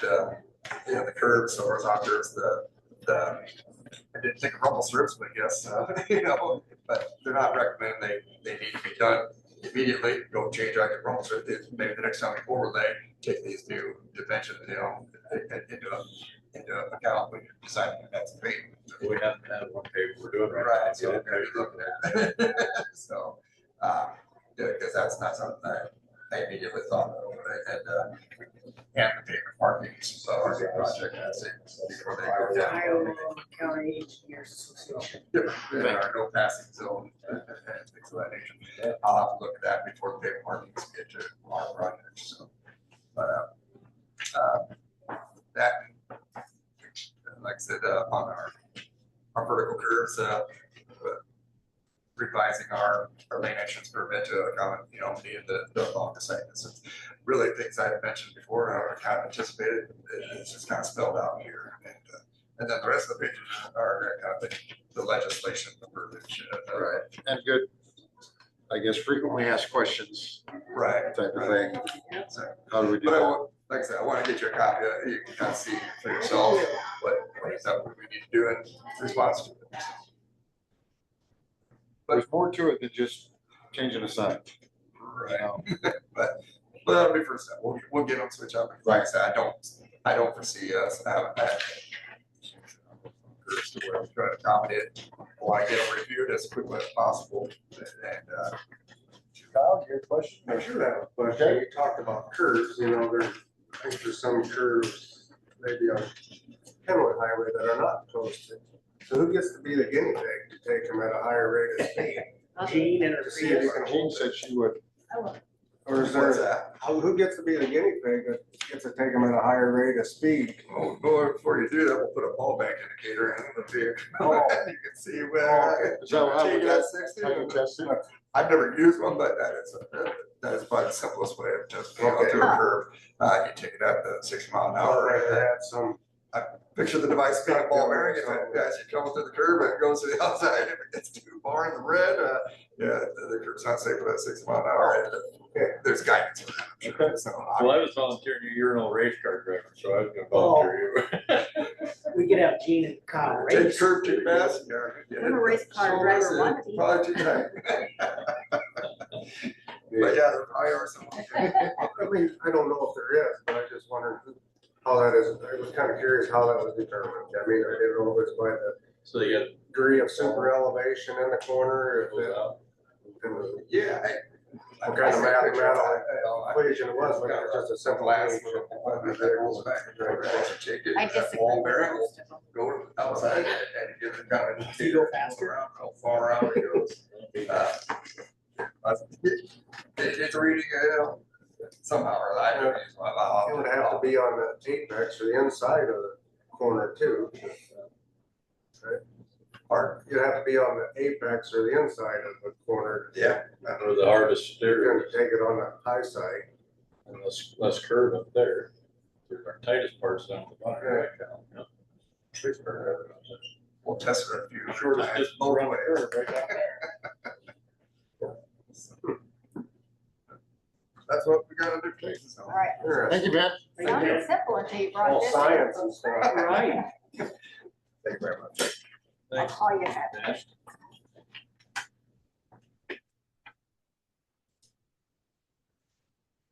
Next on the agenda is resolution 26-28, appropriations per department.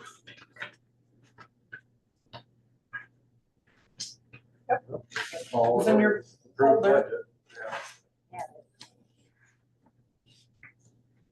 That's budgeted. So does anybody have any discussion or any thoughts, or I will entertain a motion? I'll make that motion. Second. Motion in a second. Any further discussion? We have to do like an amendment next week then, or a resolution for the supervisor. Or what? Well, somehow it didn't get put on there that we had, for A stipend for the chair. for the chair. So, But you didn't include it. right, so I was talking to Colin. Colin said that you'll probably just want to do a resolution adding that to that resolution that we're approving next week, so we're. You want to amend the original resolution. It's not this one. Well, We have already approved it, right, right, back in whenever it was. Right. March or February, whenever it was. whenever it was. So Colin just said all you would need to do is pass a resolution adding this to that resolution. And if you don't have it on the agenda today, we're going to put it on the agenda for next week. But this is resolution 26-28. And we have a motion, a second motion by Kyle, second by Dave. Any further discussion? No. Now, well, roll call. By I did resolution. have a discussion, I was trying to think, so by passing this without the stipend on there, what was We've already, are the funds allocated in our? It'll require a budget amendment to get through the entire year to Just pay for that spending stipend. authority. We'd already approved it. Didn't we put that in our You budget haven't originally? No, improved, so we're gonna be, that $1,200 would be. it's not in there. Short. Depending Not on how we use. How you spend the rest, we'll do it at the end if there's a, Just like. yeah. with And that, maybe we have Might a be little okay. wiggle room within our conferences and things like that too. Yeah. Right. Just so we're all aware of that. Got it. By But that, if we have to at the end of the year. We'll amend it. okay. That's the only discussions when I had, so. Aye. Kyle. Aye. Dave. Aye. Ty. Aye. Gene. Aye. Chair votes aye. Motion carries. On to resolution 2629, inter-fund operating transfer to the secondary road fund. So all this does is state what the maximums are for the transfers allowable by Iowa code to the secondary road fund. General basic fund to secondary roads is at a rate of 16.8 3/4 cents per $1,000 of taxable value on all the property of the county, which amounts to just over $228,000, 228,215 is the exact amount. And then the transfer from rural services basic fund to the secondary roads fund shall not exceed $2,805,816, and that's at the rate of $3, 3 3/4 cents per thousand. No, For that's, Iowa code, right? yep. And that's all this, it doesn't actually transfer anything, it just identifies those maximums. We'll transfer them later in the year. Something we do on an annual basis. Yep. Can't argue with Iowa code. You can, it's hard to win. Pretty I much. can say you can. That's why you have attorneys. Three different sides. I'll entertain a motion to approve resolution 26-29. Motion to approve. Second. Motion by Kyle, second by Gene. Any further discussion? Well, roll call by resolution. Kyle. Aye. Gene. Aye. Ty. Dave. Aye. Chair votes aye. Motion carries. Move on. I guess Tim was up here prior to that. This is just to set a public hearing and publication thereof of the reclassification of zoning from ag to residential. So Terry, do you know off the top of your, what's the time as of today's meeting? 20 days? More than, He's recommending the first hearing to be July 21st. okay. So that must be enough time. I don't have any idea. Okay. July 21st, 10 a.m. Man. Is that a motion, Dave? Yep. Second by Gene. Any further discussion? Okay, he's got a second hearing date and a third and final hearing date on here too. I don't know. I think we'll put them all in the motion. Want them all to be, First hearing, July 21st, 2026, 10 a.m. Second hearing, July 27th, 10 a.m. Third and final, August 4th, So 26th. those are 6 days apart, not 7. First and 27th, should be the 20th. 28th. Right. We can, yeah. And then what? August 4th is Yeah, actually that's right. So 21st, 28th, and August 4th, all 10 a.m. That's it.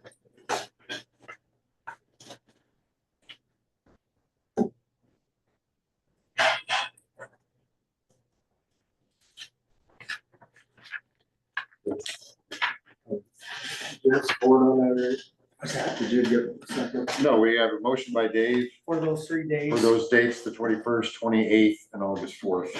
10 o'clock. 10 a.m. Second by Kyle. Any further discussion? I think through the process, though, if we don't feel the need to have the second and third, I think we can, We can set them today, but we can waive those yeah, future hearings.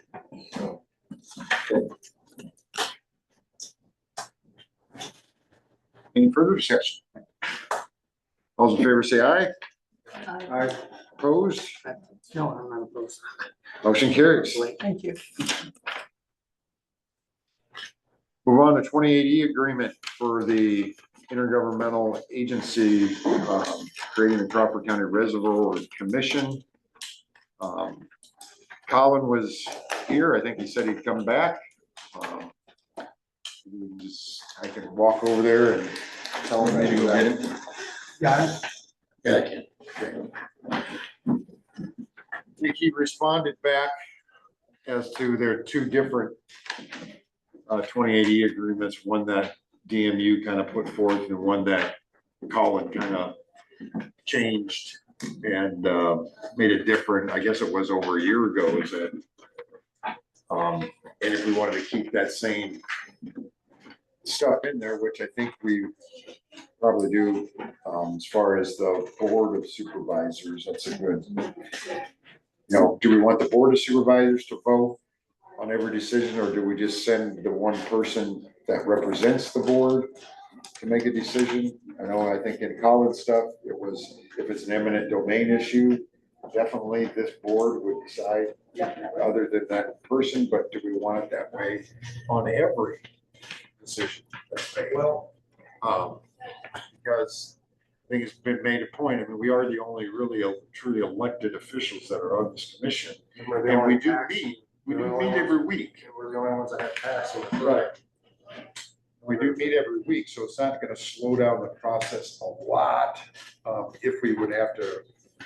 And if there would be something that urgent, you could try to call a special. Right. That way we're not too far away. Dave might be. I want to thank Colin for providing us so I could get some much needed rest last night. That's right, nothing like a good engaging 2080. But I did come up with some few things that don't necessarily mean that slow down, just tweaking and stuff. Yeah.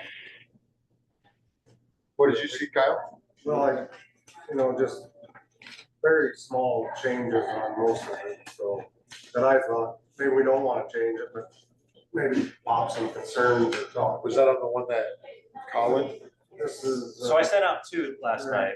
Yeah. There was the one, I think it was the original generated from, I got it from George, I believe, DMU's council. And then I took that last year, I think in June, I took that and reviewed it and brought it to the board. And at that time, the board expressed two concerns. One on the use of eminent domain and what that would require. And also the representative of the board, instead of being a singular person, being the entirety of the board with the unit vote, much like the conference board. And then after that, the whole thing just kind of fizzled out. And then I realized that after I sent the copy that I worked on, it didn't reflect the changes that I announced in the email, so I printed off fresh copies with the two clauses that were discussed in the email. They're in red. I wonder how old the one Joe was working on. I think it was the original deal. And so you'll see in Article 4, Section 2, in red there, clarifies the board's desire to have a unit vote instead of a representative. And then Article 6, Section E, I changed that to unanimous approval for use of eminent domain. But anything extra than that, I'll jot notes down, Kyle. I'll just start Article 2. Do we need to have like economic development as another reason? Potable water and flood mitigation, enhancing quality of life. Because that's, whereas enhancing quality of life part of it's pretty broad. Right. So maybe we don't need it. I just thought, us as a board, we've missed opportunities because we don't have water. So I thought, do we want to have some sort of economic development wording? Yeah, and Joe even kind of refers to that when he was giving his little presentation. So maybe you do add that in there. With economic development and potentially would enhance the quality of life. So You know, I like flood mitigation and water resources as primary reasons, but then, you know, quality of life, and economic development, that's a great point, Kyle. You know, Very good point. specifically say that, you know, economic, even, you know, and economic development would be rural housing and stuff too, potentially. Right. Yeah, great point. And I think what I really picked up on Colin's things on here is what we're doing is, I mean, we'll send one person to do the talking, I assume, but with the intent to talk to the board and, you know, so I think that would satisfy, because this isn't going to be a five-week project. This is going to be multi-years and multi-administrations for this board. So we got to do something that we think would be fair to future boards, you know. So I think that Colin's points are hitting on that. Yeah, Gene? Well, I think that it's important because the other 2/3, their business is water. That's the main concern. And this board has the entirety of the county's concerns, especially when it comes to Community betterment in general. Yeah, so I think it's real important that we get that right. Because we don't want to encumber future boards to things that we wish we would have had, so we really have to think this all the way through. And this board won't be here forever, and so you could get somebody on the board that. God, Well, okay, I take that back. You and me, Colin. Lifers. I should just say bye. You know, Article 3, should there be some sort of need for an annual report for transparency amongst. But moving in to Article 3C, what happens if there's a drought and our intake ain't meeting our, who starts determining where water goes? Does it, the business that popped up, or is that gonna get shut off so they can control it? Still have our Can we do it? water sports and stuff like that. You see this up at Lewis and Clark, up in Yankton, you know, they have that panel. Do we gotta keep water sports going, or do we gotta have to care for the downstream fish habitat, you know? You know, How to allocate shortages. speaking with the Tom up there, Loudon, you know, like when their water supply got low and there's some of their, and I'm just using data centers because this project's about that, but they actually have like their water people come in and make, like, okay, you're at 20% use, we only be allowed 20% your normal usage during this drought period. So they have probably shut down some machines inside there. I don't know what. Yeah, I don't know what controls that, but I think that might be something that the water people, that's what they would have to control, because we don't know their job, you know. So maybe it just needs Lucas to line knows what he that can. the commission will set allocation rates Yeah. as needed or something. So Kyle, when you read that section C, you see that as it's saying that the commission shall acquire and hold all the water withdrawal permits. But it says, however, the DMU and the Water Association shall have an equal amounts of first rights to set withdrawal permits.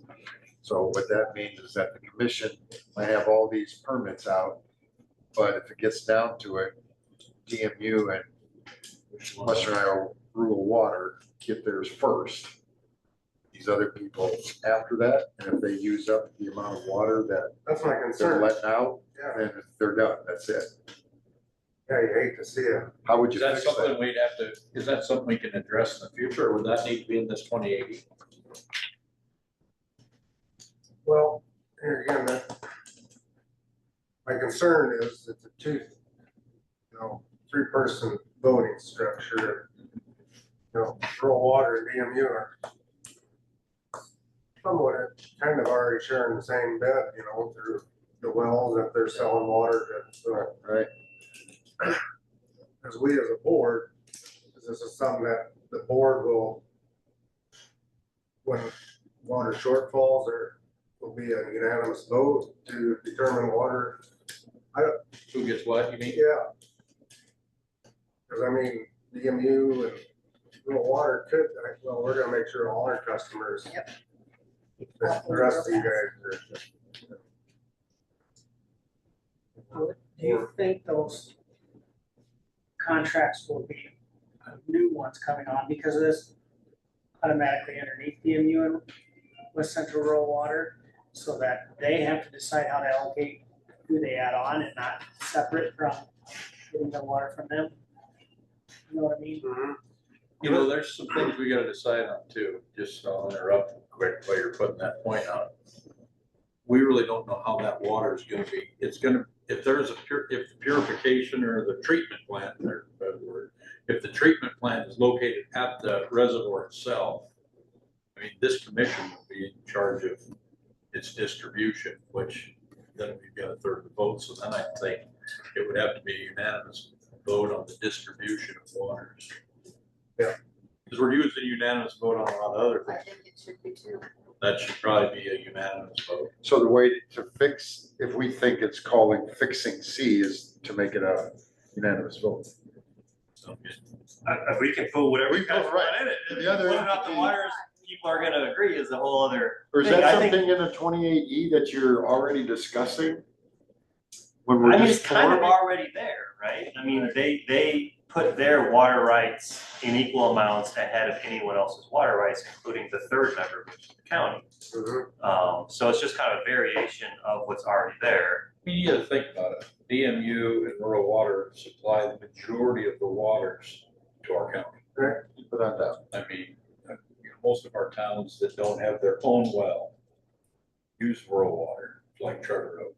I can say that for sure. And then obviously DMU takes care of Denison. So I mean, the water's gonna be distributed who we want to first, obviously. I mean, at least I would say that.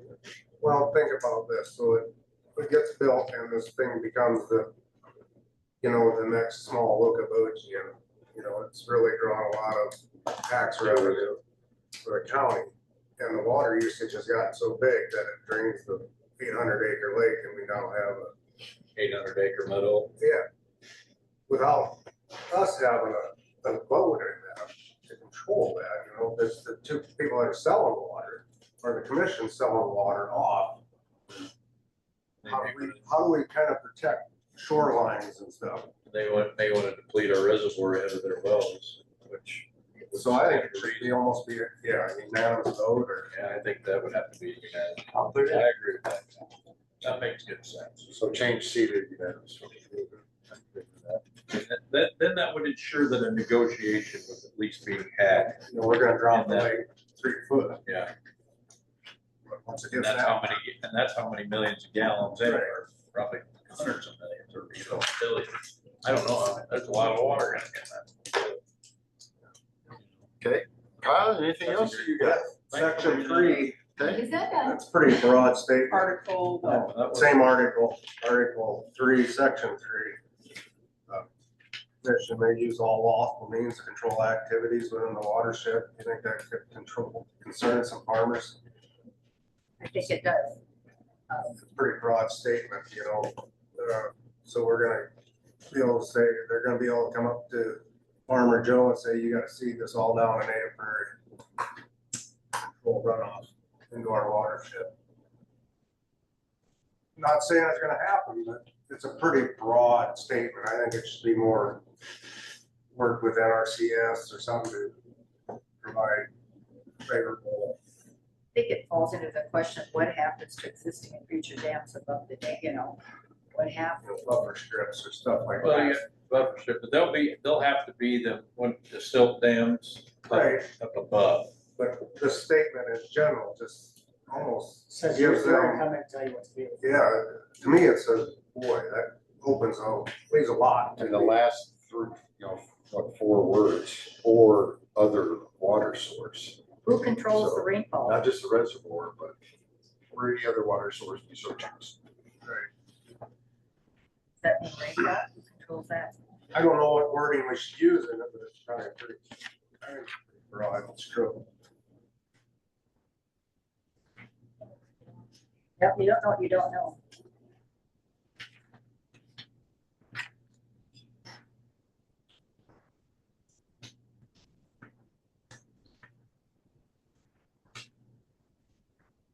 I mean, I agree with you, Kyle. I guess I'd be in favor of just crossing it out and say we don't even want it in there. board to get what they mean by how they have it worded, what's their meaning behind it. I think they can help suggest or work with NRCS to, control, or not control, but help mitigate, the necessary silt or nitrates to. If this is a higher erodible area, could you work with us to put in a buffer strip, or that's where it's going? Yeah, I think they should have maybe some voice in it to. I think the limiting clause in that, I hear you guys' concern, but I think any and all lawful means is a controlling term. Yeah. And it's not a dictating term. I mean, it can include lawsuits and things like that, but if you couldn't otherwise just order a person to, do this, do that, this clause doesn't give the commission that right either. It is broad, and, the other water sources might be better put relating to a reservoir or other water sources in connection with the reservoir, so it kind of, again, give it some Ties it together. some limiting, not just any water source ever in the county. But I can take this clause back to council and say, what do you envision? Like, what do you guys actually think this clause does for you? And why do you want it? We'll see what they say. Who do you take that back to then? George. Does that guarantee water flow below the dam at all times? I guess it would mean that if the commission wanted it to mean that. I think that That kind of, the dam below it, that they somehow restrict. I think that's where the section C, where if you got slopes, it sets the flow rate or whatever. A dam below the big dam? Yeah. Would be a dam below the big dam. I think that part before you get to the Boyer, so it would be that one of it, correct? Yeah. But, I mean, it's No, it's a little potential. there. Could affect I don't know that would affect this. The only thing that's gonna really affect this water source is what's happening on the top side. I mean, what's going on down below, I don't think that would affect what's going on this dam. Next thing, Kyle? I I can't mean, I've agree got with vision some what it notes could be. that I could probably just well, give this Think concrete about, all, and it just like, is there a annual meeting enough? Should it be quarterly meetings for transparency? I do like the annual report. Should always have it updated in a public meeting. Should permanent staff be, when we start hiring permanent staff and we're the only taxpayer funded entity, should it be a vote by the members to ratify that permanent staff? Where is the funding, how, They're looking for mostly grant. Right. I mean, there might be some match in there, like I brought them 2 grants already, where one was a full grant, another one was a matching grant, but then the match would be within the 3 entities. So we might have some restrictions on us as a public entity, but they may not. That's a good point. I mean, depending on if it's a federal grant, then when we start construction, does it have Davis Bacon involved in it? So let's jump right down with Alice and have a deep part. Article 6E, the eminent domain, I think needs some language that says all good faith negotiations, independent appraisals, and public hearing and the last resort. Only maybe should be included in that.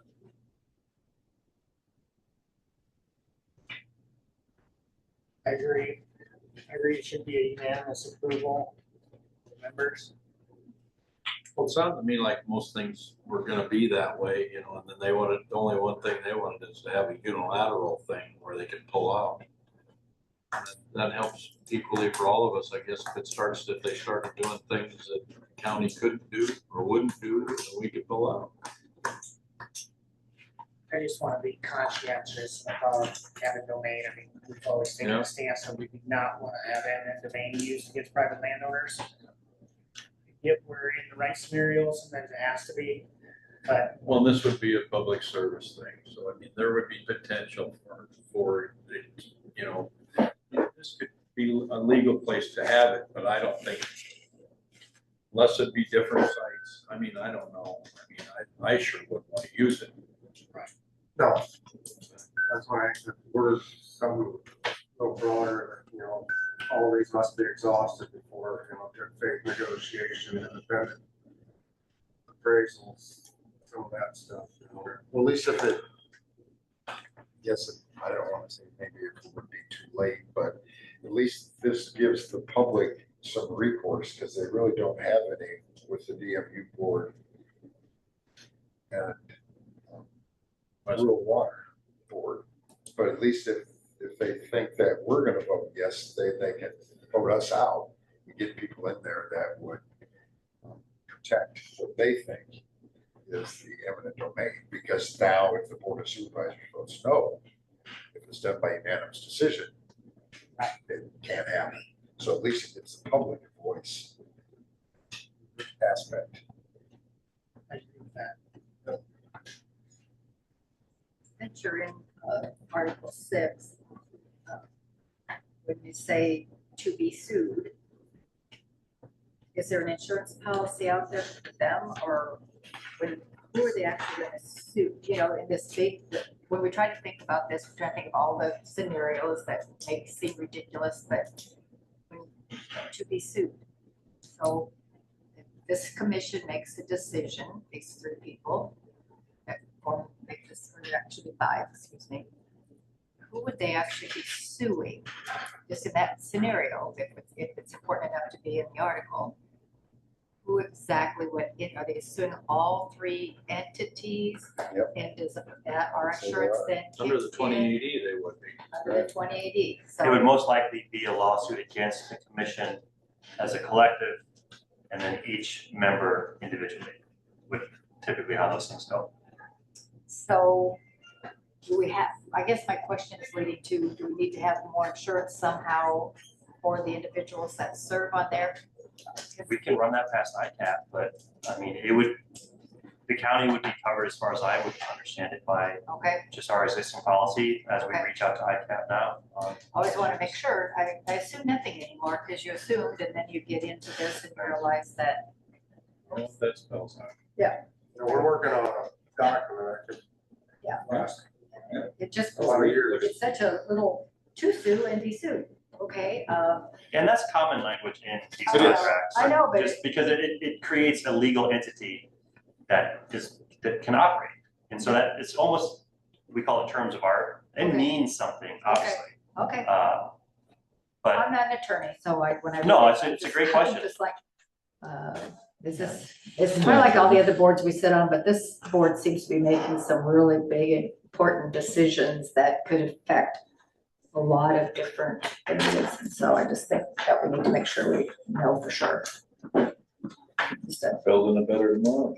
trying to learn from our mistakes. Trying. Letter O. Letter O. To borrow money. That one? Yep, but what if the commission goes bankrupt as a whole? Who's gonna be responsible for the debt? The borrowed money? Whoever you're representing. So the county, DMU, and grow what? What do they? Well. Or what if Let's not What assume if- anything. rural water goes bankrupt? So how does, I don't, I'm not saying it's going to, but What if one of the 2 other entities went? yeah.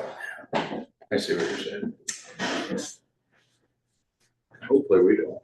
Well, You don't want it all coming back on the county either. That's right. right, I don't want the thing to fall apart and say, well, And this you is guys so have the far down ability the to road, tax pay the You debt. know, we No, could put I in think there a should debt be clause that, any debt, either when the commission ceases or any debt at all would be, we could fill in the blank, split equally amongst the members, it could be portioned out Mhm. some That's other kind of how it way. does with all of our other commissions that we have. So, if they build a water treatment plant at this facility, and that incurred a big chunk of the debt that's left. Should they, and they're gonna still maybe continue selling water out of there, but the commission went bankrupt or decide, should they be responsible for that portion of the debt? I mean, or, I don't know. Yeah, Gene? Let's think about your 2/3 vote. You voted not to borrow money and you end up on the hook because you know, that should be unanimous again also. If you're gonna borrow money that, just, you would have to have. You want every- unanimous clause in there? I think Well, so. the, I didn't want to borrow money, now I owe money. Voted no to borrow money, and now I owe money. How can that be fair? Well, I've had to put up tax dollars that I voted no for, so. Trying to approve those things. I mean, it's a good point though, Kyle, if they file bankruptcy, I mean, if a lawsuit or a threatened lawsuit is more than rural water says their net worth is, we're just gonna file bankruptcy and be done. And now, eventually, it could just be the taxpayers of Crawford County get, you know, if it's a $100 million lawsuit for, I don't know, something unforeseen where the dam broke, it came down and flooded, killed There's a movie about 100 and that. some people.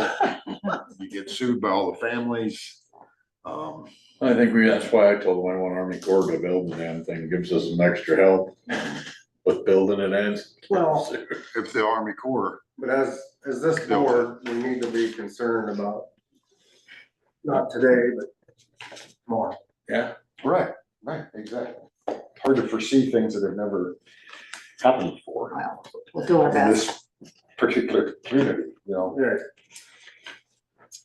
I think money issues should probably always be unanimous. I think so. I Kinda think makes money sense. issues should always be unanimous. Yep. And, Right. I agree. So Q, I think it, you know, specifically states 1/3, 1/3, 1/3. What if we get an unforeseen partner that wants to become? There should be some language in I there. think you can edit this though, don't you? I mean, we can. I think as long as it's approved by. If we wanted to get a all fourth the members, person in right? there, we can redo a 2080. All right. That's Okay, would you fine. agree? Okay, thanks. We've redone it 2080, I mean, my God, over at Central So, I mean, Iowa, 2080. this- I guess, in memory of our 250th birthday, now we kind of know what the founders were going through. Right? I'm trying to Declaration of think of it all. Independence. How do we foresee something all the way down the road and put in this document? But, Well, no I thought wonder. about and it's been Back there. changed many times. Well, Didn't see that one And coming. as far as money in unanimous vote, Article 7, Section 1 sets the budget out. And the budget for the fiscal year does require unanimous vote. Yeah. And I think that, we tied budget amendments to that as well. sure, That was progress. Look at you go. Get AI helping. but that clause does, you know, give a lot of cover to each member, including the county, because you know what you're getting into. Yeah. You have a say-so from the jump. Year to year. Yep. I don't year think to year. anything that you guys have added, that it helps all three entities. I don't think We've not, did it's breaking, I'm not looking for anything specific. I just think it's, I don't think this is anything that'll hurt the. I think it's all house cleaning stuff, is just for us anyway. I guess the last thing I had of substance is Article 10. Is that 2/3 or a unanimous vote as well? Because I mean, if it's 2/3, On which one? Article 10. I know what you're saying with that, because if 2/3 all of a sudden, hey, we need to change this in our favor. Yeah, 2/3 could change it, the Let's whole, change the cost from third to 0, 100%. right, that's my concern. Just that we need clarification, that's unanimous to change this agreement or? Change the 2080. Yeah. Yeah, I think. That makes sense. It takes all three to ratify it. It takes all three to change it. Yeah, Well, well, their interest could be, their interest could easily be different than the community at large. We are. Yeah, I mean, it all makes perfect sense. It takes them all to approve it. It should take them all to change. Yeah. It just makes perfect sense. Good work. I think we got it all figured out. Yeah, I got a lot of notes. I got Kyle's copy, so I'll edit the changes. I'll put it in red. I'll send it back over to the council, or at least DMU, and then see what they say. Thank you for coming over, Tom. Appreciate All it. righty. Thanks. If anybody wants to see problems with one, watch Goliath episode 3. Next on, Louise. It was interesting though, just a side note, when they built Lake Panorama. It did go back to. Didn't know that. So, They got that it was gonna develop. She came to see us. You can bring Maggie over here and tell her. Yeah, she was in my office bright and early this You morning. can't have. Know what I'm gonna I do wonder for if my- we shouldn't have Maggie, get a hold of Maggie to have her give us a brief on that. Who's Maggie? Armstrong Armstrong. supervisor over there. Okay. She's pretty dang sharp. She probably knows. I made you guys a printout. Just, I found my, no, you're fine. Well, that's going around. There is, now, I have to say, this is, an unauthorized flyer, but there's an open house Saturday at the Armory, and Sergeant Whiting hasn't gotten anything to me yet. We're doing the food. And I'm like, where's your flyer? We need to get you, they want the public to come out, but the public's not gonna know, and I'm trying not to micromanage them, by the way, but. You're doing fabulous. So I just made a quick one up. It starts at 5 o'clock. It's a drill weekend, so we'll have 90 soldiers. I want to be there to get claims out of the deal. So, This weekend? yeah, they're gonna have the bouncy house and stuff for kids outside, but who's gonna show up if? Not yet, because I'm waiting to hear from him if it's okay to do it, but I wanted you guys to know in case you want to pop out. But yeah, so I'm just, you know, you know me, I mean, we gotta get the word out if you want people to come. Unless you just want your people's family there, I guess. No, he wants the whole community out there. And, you know, and we do too, because we They'll want to see show that. that our armory is needed and necessary. We're always on that shutdown list.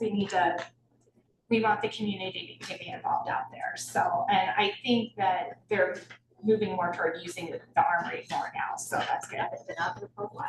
Yeah, come on out. We're having our standard pork Do you need sandwich. some help? Yeah, if you want to come on out and help. And they ordered the side dishes through Hy-Vee, but I didn't really like them, so we're also doing cheesy potatoes. Well, and I told Dan, the meat man, and Dan goes, "What, you know, Dan, what sides are they doing?" I said, "I don't know, Dan. They ordered it through Hy-Vee." He goes, "Well, find out and call me back." So we're also doing cheesy potatoes because it's a drill weekend. He thinks they need to, you know, we want to feed them well. Good job. If nothing else. I know, that's all I'm doing. That's all I'm doing. And they ordered the buns and stuff, You so. keep volunteering and stuff like that, they'll have it cleaning the place too. Oh, no, they know I the don't soldiers do are not that. Looking forward to that. No, they don't know I do that. Craig and I were visiting the other day and I was talking about money, couldn't find my statistics. I found my statistics. I had to Arcadian feel- I had to feel taters one time when I was in the army. We don't have to do Only that anymore. once? Dan the meat man does that for us. I don't have one. It's been a while since I've given you any updates. The VA is really behind on our annual reporting. So this is what I keep just for my thing. I go all the way back to like 1998. So, but I just did starting in fiscal year 22, and I was gonna take those off, but to make it on one page, but I didn't. So this top box here, the GDX report, that's the report that's published by the Department of Veterans Affairs for every state, broken down to every county. And then they say, don't use this, as it's not the most accurate thing, and they'll even admit that, but it's something for us to go by every year. Their fiscal year ends the end of September. They go October to end of September. Usually we have it in the spring. If we even have it this fiscal year, we'll be doing well. It comes out later and later all the time. So in the last one we have was fiscal year 24, which ended September 30th of 24. So we're that behind. So Louise, when you look at those and you see the 4 years, 21, 22, 23, 24, and you see the total number increasing, since they say that they can't use this as 100% accuracy, what does that tell you that that's increasing? Does that just mean there's more and more veterans that are using these services? There is, and Or are they raising the rate that they're paying? it's a or- little bit of both. Our biggest increase came with the PACT Act, because that, which would come in fiscal year 22 and 23, that's when they added all the new presumptive illnesses to Agent Orange, to burn pits, fine particular matter. We're able to get asbestos through easier now because they have to look at every single thing you're exposed to, no matter where you served. And they're not fighting them like they used to. So that helped increase our claim status. Then once a month, I get a report that looks like this, that comes out to every county from Des Moines. and the federal building. And they break it down. They just do compensation, which is you have a service-connected disability. That's what compensation is. Life pension are veterans that are receiving pension. They have to be low income, low assets, and they have to have wartime service. So that disqualifies a lot of veterans right there. Those are usually veterans in a nursing home. That's when that pension comes into play. DIC is my favorite program. That's dependent indemnity compensation. That means the veteran died of a service-connected disability, and the spouse gets a monthly benefit and regardless of income. And that's like, I want to say it's around $1,600 a month now. And that goes up and down depending. Survivor pension, those are the spouses of veterans that had wartime service. Those are mostly all nursing home, because that's also dependent on income. And so usually you have to have really big medical expenses to wipe out your income to get anything. And a lot of those, when it comes to pension, if they're in nursing homes, they're getting $90 if it's a single veteran or a widow, because if they're on Medicaid, they only get to keep so much of their Social Security for spending money. It just went up. It was $50 forever. It might be like 80 now, I'm not sure. But then the VA adds 90 to it that the state of Iowa cannot take. So they have more spending money every month. So that's a really popular program. So if you look at just up to where we are so far this fiscal year on that last page, our numbers, it's really crazy because our numbers go up every month. Typically, we've had a few months. We had 1 month where it went down, and I think I was crying in the auditor's office and to my commissioners. I've never had a month where we went down, and I was devastated. But it was a month where we lost a couple of 100% service-connected veterans, and that was like $10,000 a month that came right off the top. But our numbers, like on compensation, we have our anywhere from 230, 236. It seems like we can get 2 or 3 in, and then 2 or 3 will die. We can't do, there's things I can't control. Who leaves the county, which is one of them. Who leaves the county, who dies. It's just sad. And we were talking about that. A lot of times when they get 100%, which there's more getting 100% now thanks to the PAC Act, but then they want to go somewhere warm. Oh, yeah. They want to go to a city. They'll move to Des Moines. Yeah. And one of my heartbreakers in the last 2 years is I got 100% through, and I was really excited. I like this veteran, and it's not 100% where he's terminal or he's going to have a shorter lifespan or any one thing. And he goes, "Oh, we're building a new house in Ames. Now my wife can have all those extras she wants. Take the money and run." And then they move to Ames, and he calls me and he wants me to do stuff. You have an office in Story County. You need to get to know your service officer. They're amazing, or I wouldn't send you there. So they're good. Yeah. Well, and I mean, if somebody lives in a county where if I have a bad feeling about it, I'll still do stuff. But, if you have a good service officer, because if you're in an emergency, you need to know where to go locally. And there are things in the county and the state, like it's property tax exemption and stuff, that office has to deal with. We can't do that from Crawford County, with their assessor and their service officer.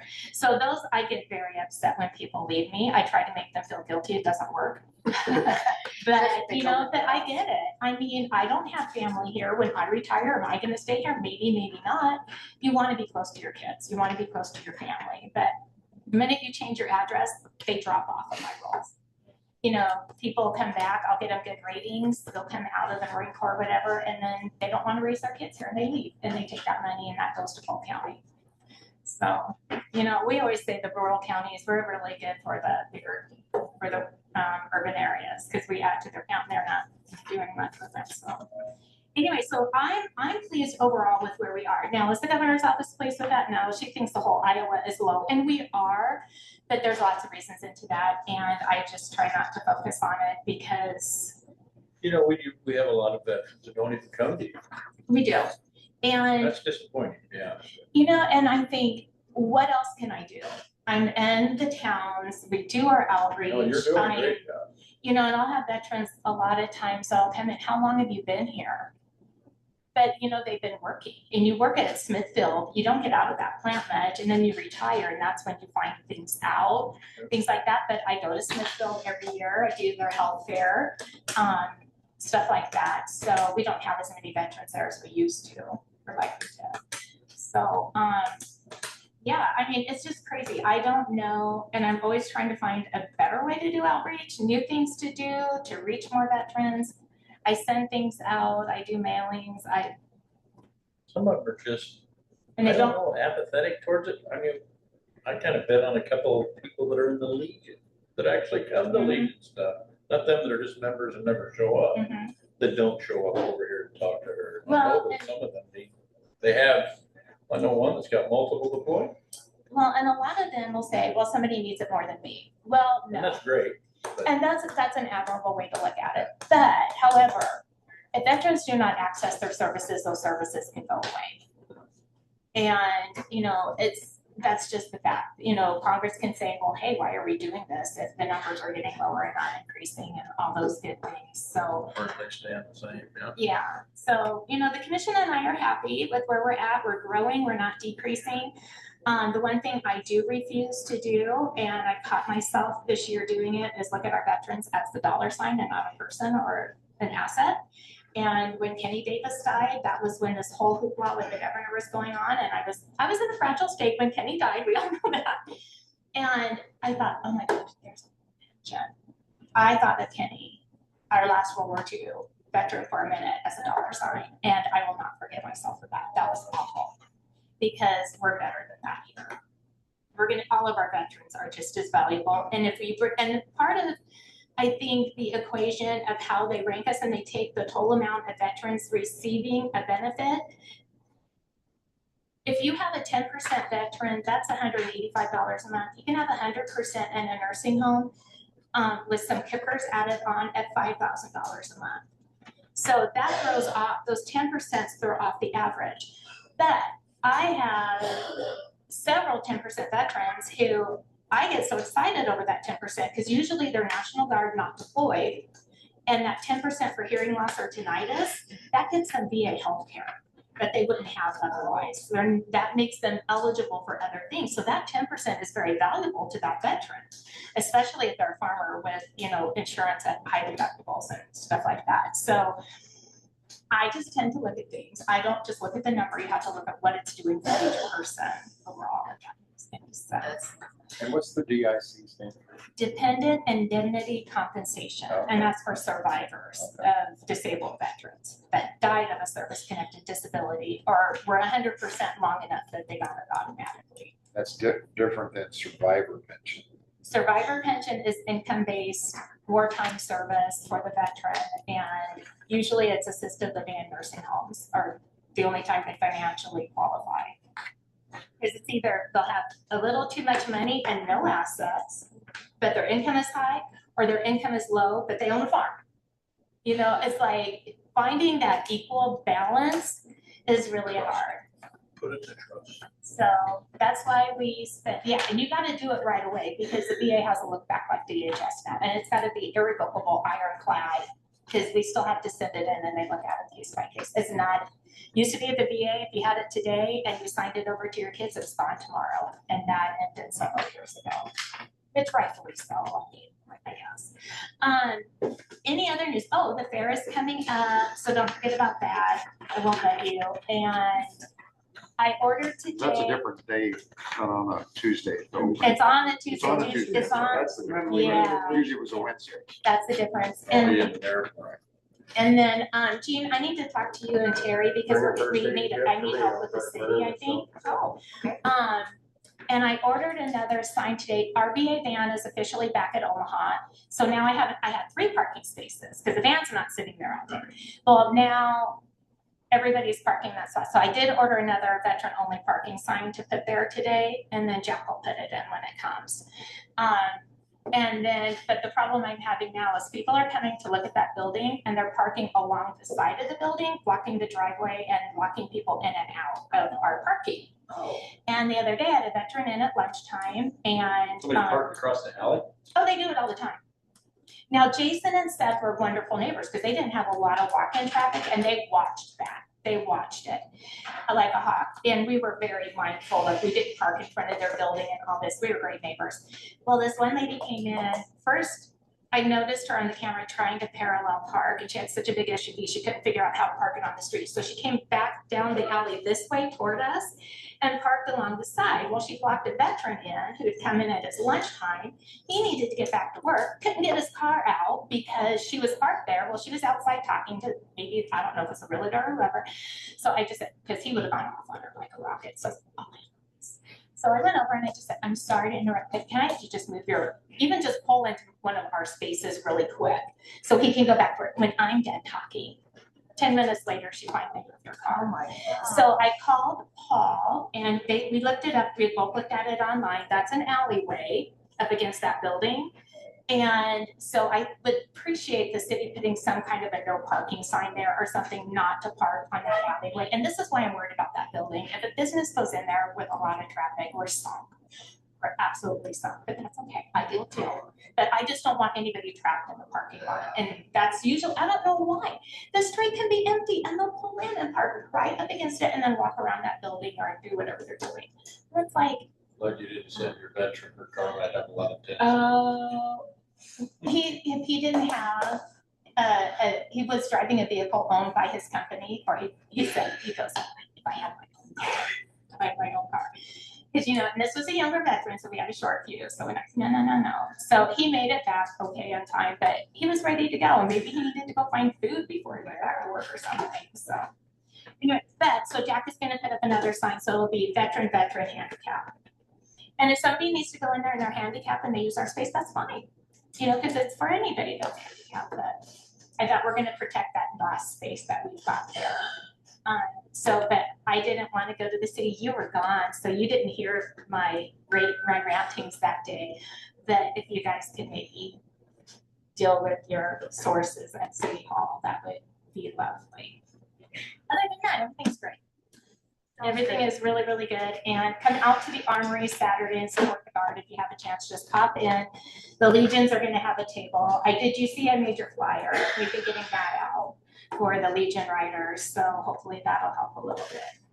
Louise, we always appreciate the update. Yeah. Any questions from Louise? No, thank you again. Oh, no problem. Have a great day. Thanks, Thank you Louise. so much. See ya. Item on the agenda is tax abatement for 1945 Deloitte Boulevard for Evan and Samantha Simon. That's the whole thing. Yeah. Well, I'm not sure. I don't think I have it. You have it. I got it.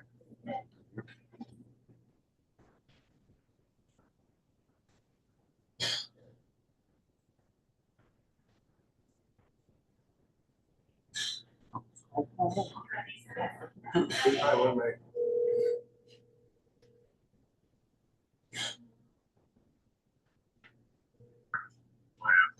You are up. All right, here we go. Thank you.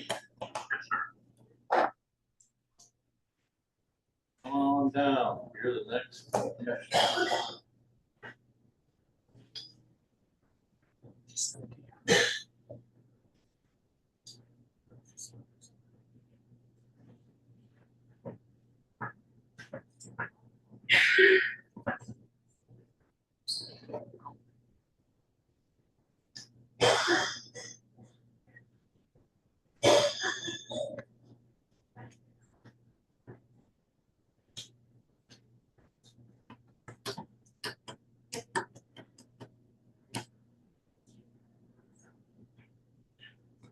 Hey, Paul. Morning, Paul. Morning.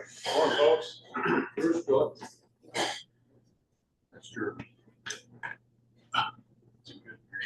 So we're on the agenda, 1945 Deloitte Boulevard. Yes. Okay. Have a property tax abatement application. The home was started just recently, actually. They're going to spend supposedly $400,000 for the structure and anticipate completion by the end of the year. So we got the permit. Not sure what else that, Okay. So in your professional opinion, I guess it qualifies. it would qualify, yes. Yes. I'd make a motion to approve the tax abatement for 1945 Deloitte Boulevard. Are they doing that every year? 3 year, yes. 100%. Oh, sorry, I didn't. Second. I guess I assumed that. Motion by Ty, second by Dave. Any further discussion? Those in favor say aye. Aye. Opposed, motion carries. Since I'm here, we're talking about abatements. Has the board had any more discussions about moving forward with tax abatements in the county? And I plan or updating. It's in the back. always the last It's kind of, I mean, what's the flavor of the board? I mean, with the new tax laws, it's like, If we do anything, I feel like some of those amounts need to be upped just with the cost of construction. But I'm also on the fence because with the new tax changes, still wrestling with, do we even offer? What we have. I In mean, counties that you've worked, have they always offered? None. None have. So we're an exception that way in allowing. I have not experienced a county that has given residential tax abatement to individual structures. If they were to, someone were to come in and build an apartment complex in the rural area, or possibly if they came in and stated they would build X number of houses to, to sell, and as a caveat, they would request abatement on those structures. But I mean, couldn't be time to sell it. exactly. And On there an would be a individual chance. basis, not a policy that's in place that people would have to come to the board of supervisors and request it. Correct. I think back in the day when we started it, the idea was to help spur housing. entice somebody in the to. rural area. Yeah. I mean, today, I don't know if that really makes or breaks whether they're gonna build a house anyways. So like the project Tim was talking about, would that be something that would qualify under multiple house? I would say if the present landowner is building it. As a developer. As a development, but if he's just selling off lots. He just And selling off lots. individually, if people buying it and start building a house, I would say, with this explanation, no, that would not qualify. But he was coming in and building 12 houses. He'd wanna, yeah. That's my question. So I guess we really didn't get an answer. It's still under consideration. That's Yeah, where you're at. Still, right, work in progress. Yeah, If I we see it every decided- week when I open, I was like, what do we as a board wanna do? I mean, We should just put it on the agenda some weeks so we can talk about it publicly. Let's do it next week, so we Put it on can next either week? do it or not do it, or if we Well, decide it it's not. certainly needs to be updated because. Right. Yeah. And we have written updates in the policy that we'd like to see. On both policies, there's a commercial and a residential. If they're Right. both dated and or outdated, they would need to be up commercial. Sure, they're both out there. Yeah, let's put them both on, commercial and residential. Or is that what's both in the, I got just just I think that's residential? just residential. residential, I think is the only one that's in there. Okay. I don't want to disturb their pile, but. It's just paper. Well, you have it in order. It's just It's in paper. order. Mess it up.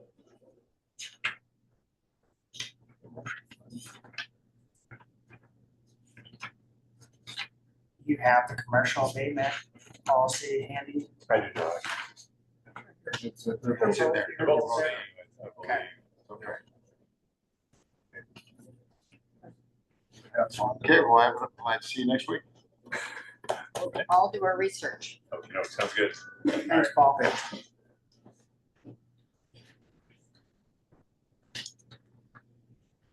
Next item on the board, on the agenda is citizens input.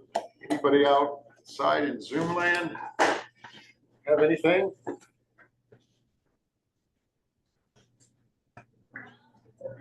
Told we don't have anyone in person. I entertain a motion for adjournment.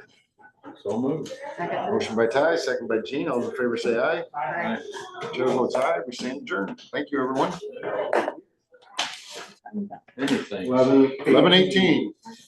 It's in the nick of time. Enjoy yourself. Have fun. Have a nice flight.